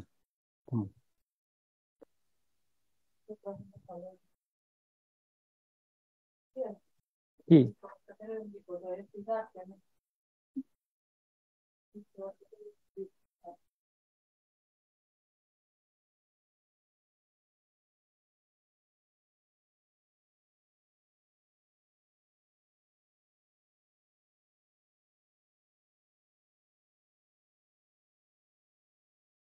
তাহলে আমার একজন বলো,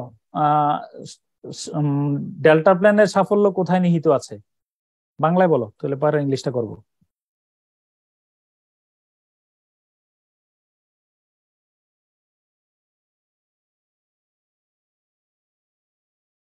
অংশীজনদের মধ্যে কার্যকর সমন্বয় এবং সহযোগিতার মধ্যে। আর কি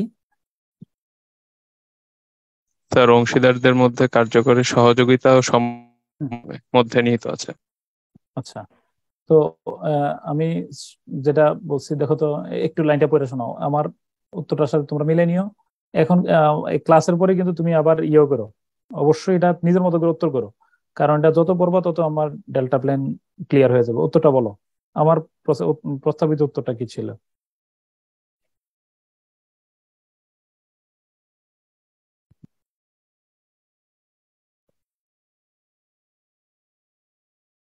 বলো। হ্যাঁ, The key to achieving the Delta Plan is to have an effective, coordinated, and collaborative relationship between the various stakeholders. Achieving the core goals of Delta Plan will be severely hampered if mutual coordination. আচ্ছা, এবার একটু খেয়াল করে দেখো, তোমরা কয়েকজন প্রশ্ন করতেছিল যে এখানে এই ক্ষেত্রে আমি একটা পরামর্শ দিই। হ্যাঁ, পরামর্শটা হলো, ধরো এখানে কিন্তু উত্তর এখানে অলরেডি শেষ। কোথায় the key to achieving the delta plan is to have an effective coordinated and collaborative, বিভিন্ন স্টেক হোল্ডারদের মাধ্যমে একটা সহযোগিতাপূর্ণ সৌহার্দ্যপূর্ণ। হ্যাঁ জালাল, পাইছো লিঙ্কটা? লিঙ্কটা পাইছো? মেসেজ করে পাঠাইছি আমি।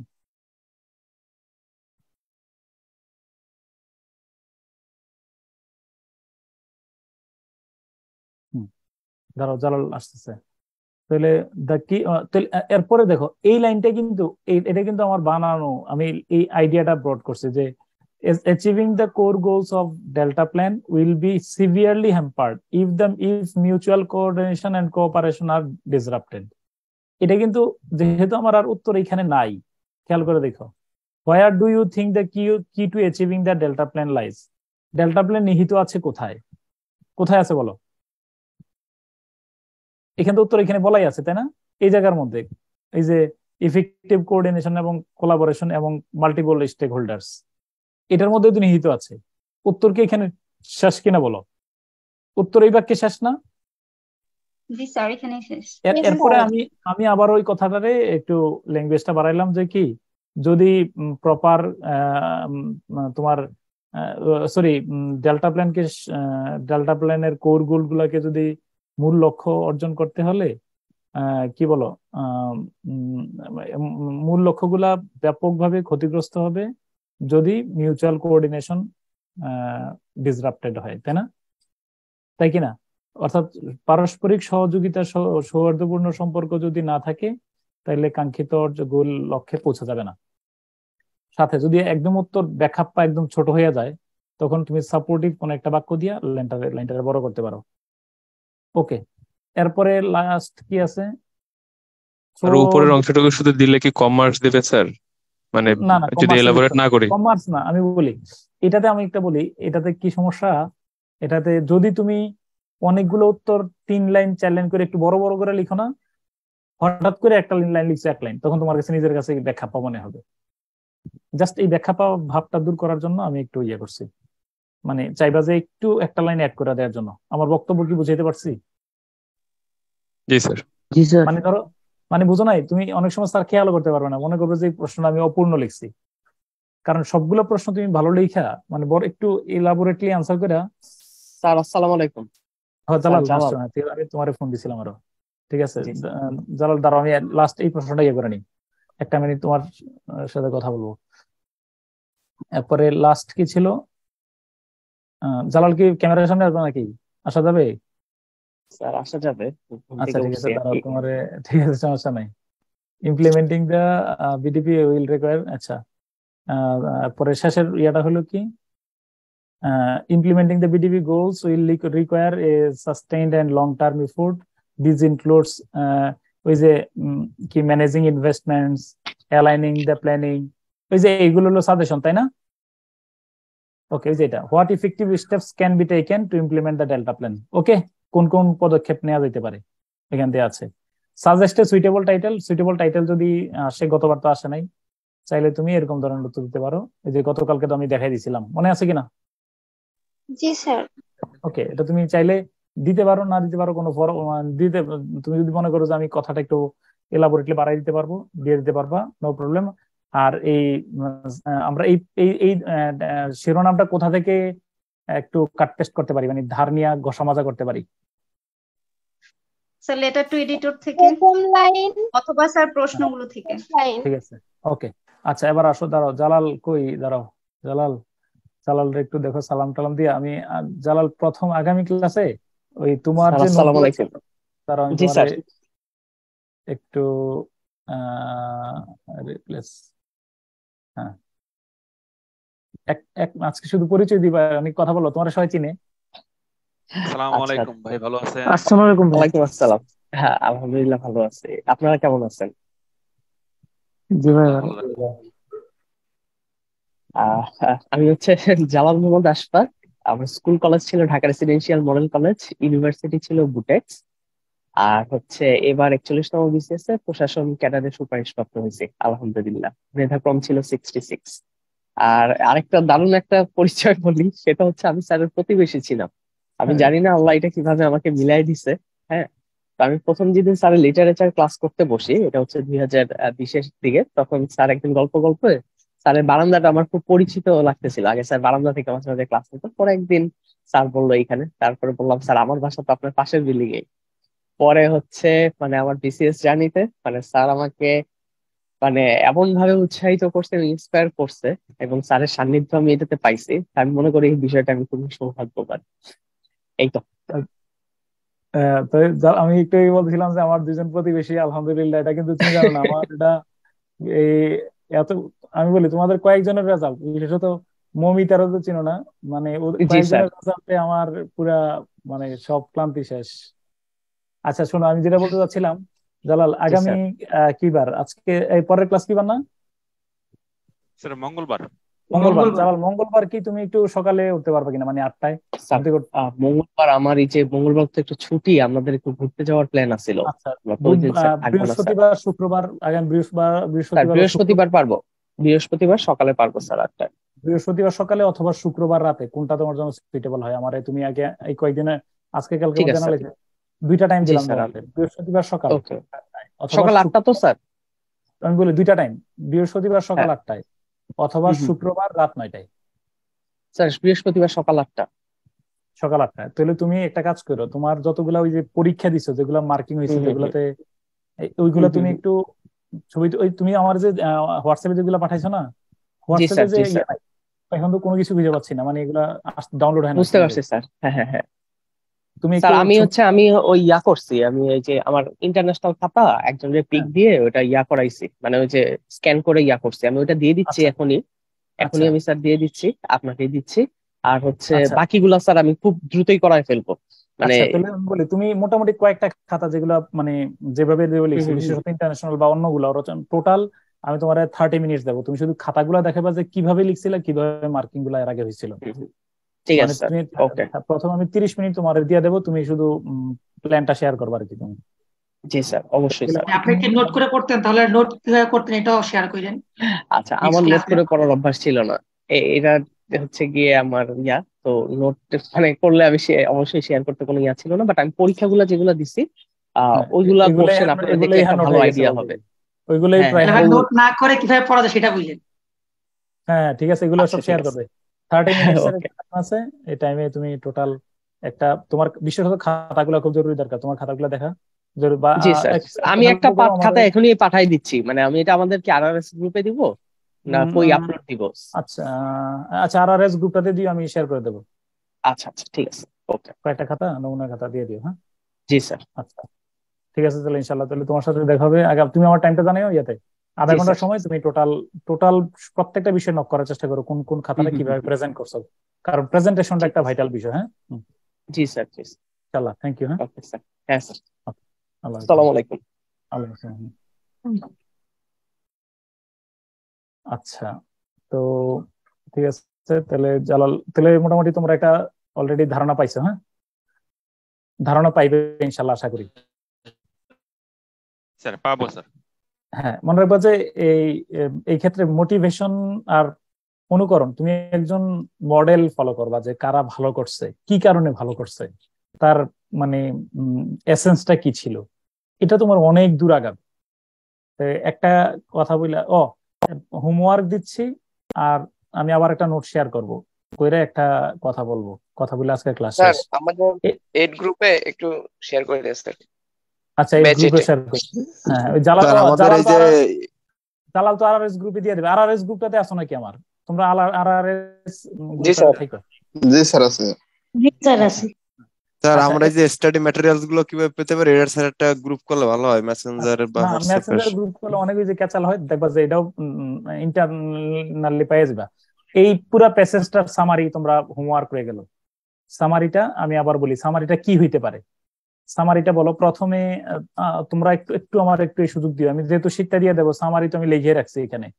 সামারিটা তোমরা আল্লাহর রাস্তায় ইয়ে করো না, দেখো না, তুমি অন্তত পক্ষে পুরো প্যাসেজের একটা সামারি হইতে পারে। সামারিটা এরকম ধরো, পুরো প্যাসেজ আমি কি কি জানলাম। প্রথমত ও ওই আমি এই প্রথম প্রশ্ন তো লিখি নাই, তাহলে what is the passage about, তাহলে হোয়াট দ্য প্যাসেজ প্রিডমিনেন্টলি, এই প্যাটার্নটা কি ফলো করতে বলছিলাম, মনে আছে কিনা? জি স্যার। জি স্যার। একদম মুখস্থ করে ফেললো ওরা লাইনগুলো। হ্যাঁ, what the passage predominantly centres on is the, এটা to robustly present the core content. তাহলে প্রথমে হলো মেইন আইডিয়া আর একটা হলো সাপোর্টিং আইডিয়া, তাই না? দুইটাই হয়ে গেল আমার। মেইন আইডিয়া লিখলাম, তোমরা যদি মেইন আইডিয়া লিখো আলহামদুলিল্লাহ, তাহলে সাপোর্টিং আইডিয়া দিতে পারো, কারণ আমরা জানি একটা প্যাসেজে দুই ধরনের আইডিয়া থাকে। এবার একটু শোনো, তাহলে আমরা পুরো প্যাসেজটা জানলাম। এই প্যাসেজে মূলত ডেল্টা প্ল্যান ইমপ্লিমেন্টেশন নিয়ে বলা হয়েছে, তারপরে ডেল্টা প্ল্যান ইয়ে হইলে কি কি ক্ষতি হইতে পারে, সরি কোন উদ্দেশ্যে সরকার এটা তৈরি করছে। ডেল্টা প্ল্যান রচনাটা হয়ে যাক আমার, রচনার মধ্যে কি কি ম্যাটেরিয়াল নিতে পারো, একটা রচনা যদি আমরা লিখি, রচনার বডি তো আমি রচনা ক্লাসে দিয়ে দেবো, অনেক কিছু বাড়াই ফেলতে পারবা। প্রথমত হলো সরকার কোন উদ্দেশ্যে ডেল্টা প্ল্যান তৈরি করছে, একজন আমার সাথে বলো রচনাটা, এখন একটা রচনা শেষ করে ফেলি এর মধ্যে।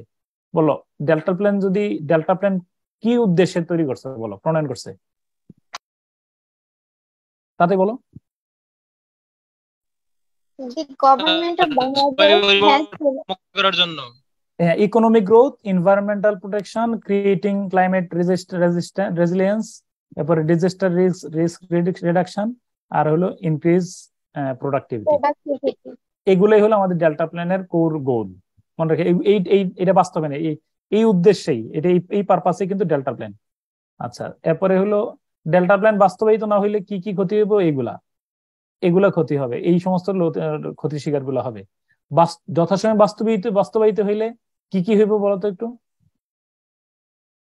দারিদ্র, চরম দারিদ্র কমবে, এমপ্লয়মেন্ট বাড়বে, তাই না? জিডিপি বাড়বে, তারপরে ফুড সিকিউরিটি শক্তিশালী হবে, খাদ্য নিরাপত্তা, আরবান মাইগ্রেশন কমে আসবে, তাই না?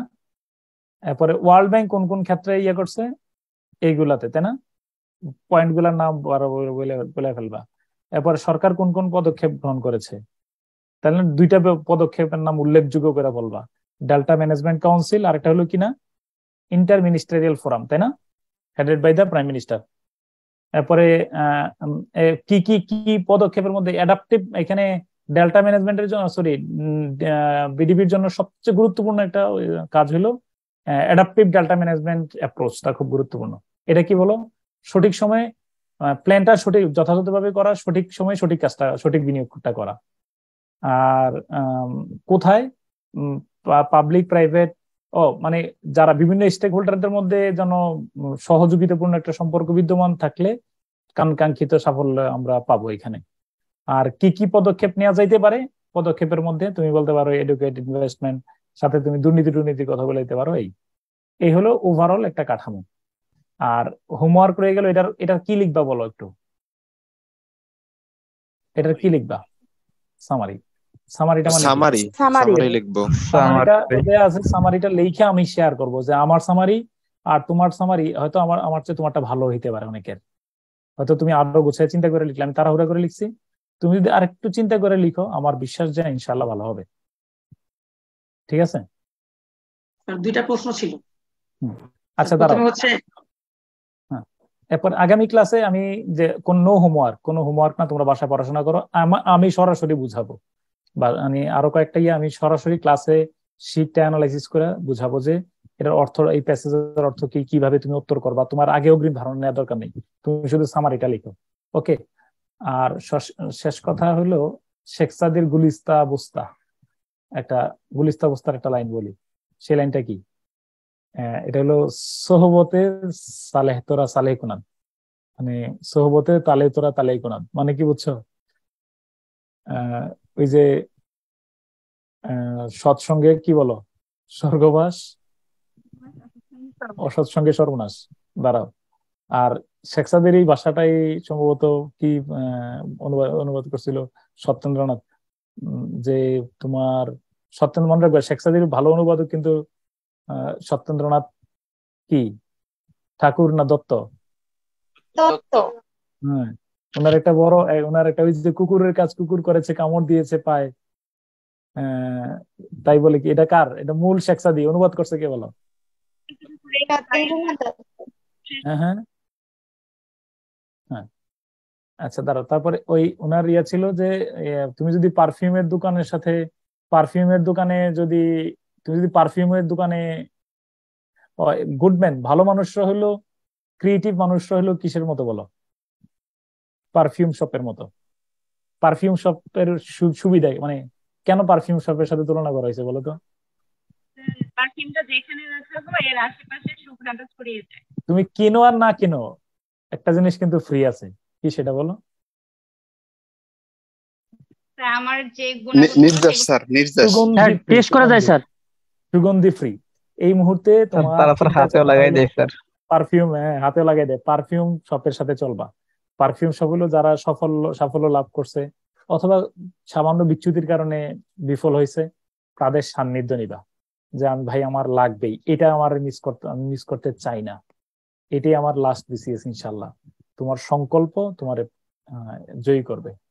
ঠিক আছে, এই জন্য ওই যে আমি এরপরের ক্লাসে আরেকজনের নিয়ে আসবো যে ওরা কিভাবে তৈরি করছে। ঠিক আছে ইনশাল্লাহ। তাহলে এই প্যাসেজটা ইয়ে করো। ও ধরো আরেকটা ওই যে তোমার আর্গুমেন্ট রাইটিংও দিয়ে দেবো আগামী ক্লাসে, দেখি আর্গুমেন্ট রাইটিংটা আগে দিয়ে দেবো তোমাদেরকে, এটা মুখস্থ করে নিও। স্যার ওয়ার্ড মিনিং এর উপরে কথা ছিল স্যার। ওয়ার্ড মিনিং স্যার কি স্যার এক ওয়ার্ডে লিখবো নাকি স্যার একটু বড় করে লিখবো? মনে রাখবা একটা শব্দের অর্থ যদি একটা শব্দে পাওয়া যায় তাহলে সেটা ফার্স্ট প্রায়োরিটিতে লিখবা, আর যদি ইলাবোরেটলি একটা শব্দে পাওয়া না যায় তাহলে ইলাবোরেটলি লিখবা। ফার্স্ট প্রায়োরিটি থাকবে আমার কি বলো, ও এক শব্দেই। আর স্যার পেজের মানে পার্সপেক্টিভ লিখবো নাকি স্যার মানে যেটা জানি ওইটা মানে লিখবো, প্যাসেজের ধরন অনুযায়ী লিখবো? যেমন স্যার আসছে স্যার ওই যে পলিস আছে প্রিডেটর বলে অ্যাকর্ডিং টু, এটা স্পষ্ট, তুমি নিজের মতো করে অর্থ লিখতে পারবা না। এখানে যদি লেখা থাকে কন্টেক্সচুয়াল মিনিং, এয়ার শব্দের অর্থ কি বলে? এয়ার শব্দের অর্থ বাতাস। আবার যদি বলি এয়ার ফোর্স তাহলে এখানে এয়ার অর্থ কি বলো? বিমান, তাই না? Bangla BTV will air special program, তাহলে এয়ার মানে টেলিকাস্ট। বলো SAW স মানে কি বলো তো? শত দেখা করাত। তাহলে ইয়ে অনুযায়ী, তাই না? কনটেক্সট অনুযায়ী। ওকে, আল্লাহ হাফেজ। হ্যাঁ, আসসালামু আলাইকুম। স্যার এটা আমাদের ভিতরে যে যারা হচ্ছে 45 মানে ফার্স্ট দিচ্ছে আর কি, তো আমার কাছে মনে হচ্ছে কোনো খাপছাড়া, এটা কি সবার ক্ষেত্রে হচ্ছে কিনা এরকম? সবার সাথে, আরে সবসময় পরীক্ষা দেওয়ার আগের দিনে তোমার কাছে খাপছাড়া মনে হবে, তবে একটা পড়লে আরেকটা থেকে যাচ্ছে। আমি তোমাদেরকে এখন তাদেরকে আমার কাছে মনে হচ্ছে স্যার একেবারে হতাশা অবস্থা। আমি তোমার বলে রাখি, ফার্স্ট বিসিএস এ ক্যাডার যারা হচ্ছে আমি চেষ্টা করবো তোমাদেরকে প্রায় সময় নিয়ে, এই যে জালাল ফার্স্ট বিসিএস এ ক্যাডার, এরপরে এটাতে তটিনীরে আনবো ফার্স্ট বিসিএস এ ক্যাডার, মৌমিতারে আনবো ফার্স্ট বিসিএস এ ক্যাডার। হ্যাঁ, ওকে, এরকম বেশ কয়েকজনের আমি উপস্থাপন করবো। ঠিক আছে স্যার, আমার তো মনে হচ্ছে আমার একদম ভঙ্গুর অবস্থা, আমি মনে হয় পাশই করতে পারবো না, এরকম মনে হচ্ছে মাঝে মাঝে। এটাই তোমার স্ট্রেংথ, এটাই তোমার স্ট্রেংথ। আমাদের যারা ক্লাস করতে থাকে তারা যদি কিভাবে কি প্রিপারেশন নিচ্ছে এটা নিয়ে একটা আইডিয়া শেয়ার করে সবাই মিলে। তোমরা মাঝে মধ্যে গ্রুপে লেখো, তোমরা মাঝে মধ্যে গ্রুপে কমেন্ট করো, গ্রুপে মেসেজ থ্রো করো, তারপরে সেটা নিচে তোমরা একটা পোস্ট করতে পারবো। হ্যাঁ, মানে আমাদের সমস্যা নিয়ে নো প্রবলেম, আমি অ্যাকসেপ্ট করে নেব, আমি তো আছি এর মধ্যে, সমস্যা নেই ইনশাআল্লাহ। আরএসএস গ্রুপে আরআরএস গ্রুপে যে কোনো একটা গ্রুপে দিও, দিলে দেখবে যে জমজমাট হয়ে গেছে। এই গ্রুপ বলো বা আরআরএস গ্রুপ বলো। হ্যাঁ, ওকে, তোমরা যারা দিবে আমি তোমাদেরকে অ্যাডমিনও বানিয়ে দেবো, সমস্যা নেই। হ্যাঁ, ওকে। আর্গুমেন্টের কোনো নোট আছে কি স্যার? আর্গুমেন্টের নোট হ্যাঁ দিয়ে দেবো, আগামী ক্লাসের শুরুতেই দিয়ে দেবো। জি স্যার, ওইটা একটু স্যার আজ বা কালকের মধ্যে দিলে স্যার, আমার ব্যাংকে একটা পরীক্ষা ছিল তো, ব্যাংকে তো আর্গুমেন্ট আসছে। ঠিক আছে, ওকে, আল্লাহ হাফেজ, আসসালামু আলাইকুম। আর স্যার আমাদের নিয়ে একটু আলাদা একটা সেশন করেন না, যে আমাদের কিভাবে কি করা যায়, মানে এগুলো নিয়ে। স্যার বিশেষ করে নতুনরা স্যার আমরা না তো শোনাই বলে রাখি, রেগুলারই আমি তোমাদেরকে ক্লাসে তো শুরুতে কথা বলি, শেষে কথা বলি, আমি একটা মোটিভেশনের উপর রাখি, একটা গাইডলাইন দেওয়ার, শুধু যে পড়াচ্ছি এমনটা না। আমি কিন্তু আমাদের ভিতরে যদি একটা কথা বলার একটা সেশন হয় আর কি, যে আমরা যারা আছি ওরা মানে কিভাবে প্রবলেম ফেস করতেছে বা কি। আচ্ছা, আমি আগামী ক্লাসে জালাল রে দিয়ে বলাবো। জালাল প্রথম বিসিএস যেহেতু ক্যাডার তোমাদের জন্য একটা আস্থার কারণ হয়ে দাঁড়াবে। হ্যাঁ, জালালি কথা বলুক, তাহলে তুমি তোমার একজন পায়োনিয়ারকে পাইলা, তাই না? ঠিক আছে, এই কথা জালাল রে আমি বলবো, মানে ফার্স্ট বিসিএস টা কিভাবে সে ক্যাপচার করছে। তোমার চেয়ে বড় হতাশ ওরাই ছিল, ওদের এরকম হায়ুত আছে, কি রে কি হবে না হবে শেষ হয় না কিচ্ছু খুব। হ্যাঁ, কিন্তু শেষ দৃঢ়তার সাথে লাইগা থাকলে যে হবে এটা নিশ্চিত থাকো, শুধু দৃঢ়তা থাকবে, সবকিছু ক্লোজ করে দৃঢ় থাকো ইনশাআল্লাহ। হ্যাঁ, আল্লাহ হাফেজ। আল্লাহ হাফেজ। আসসালামু আলাইকুম। ইনশাআল্লাহ।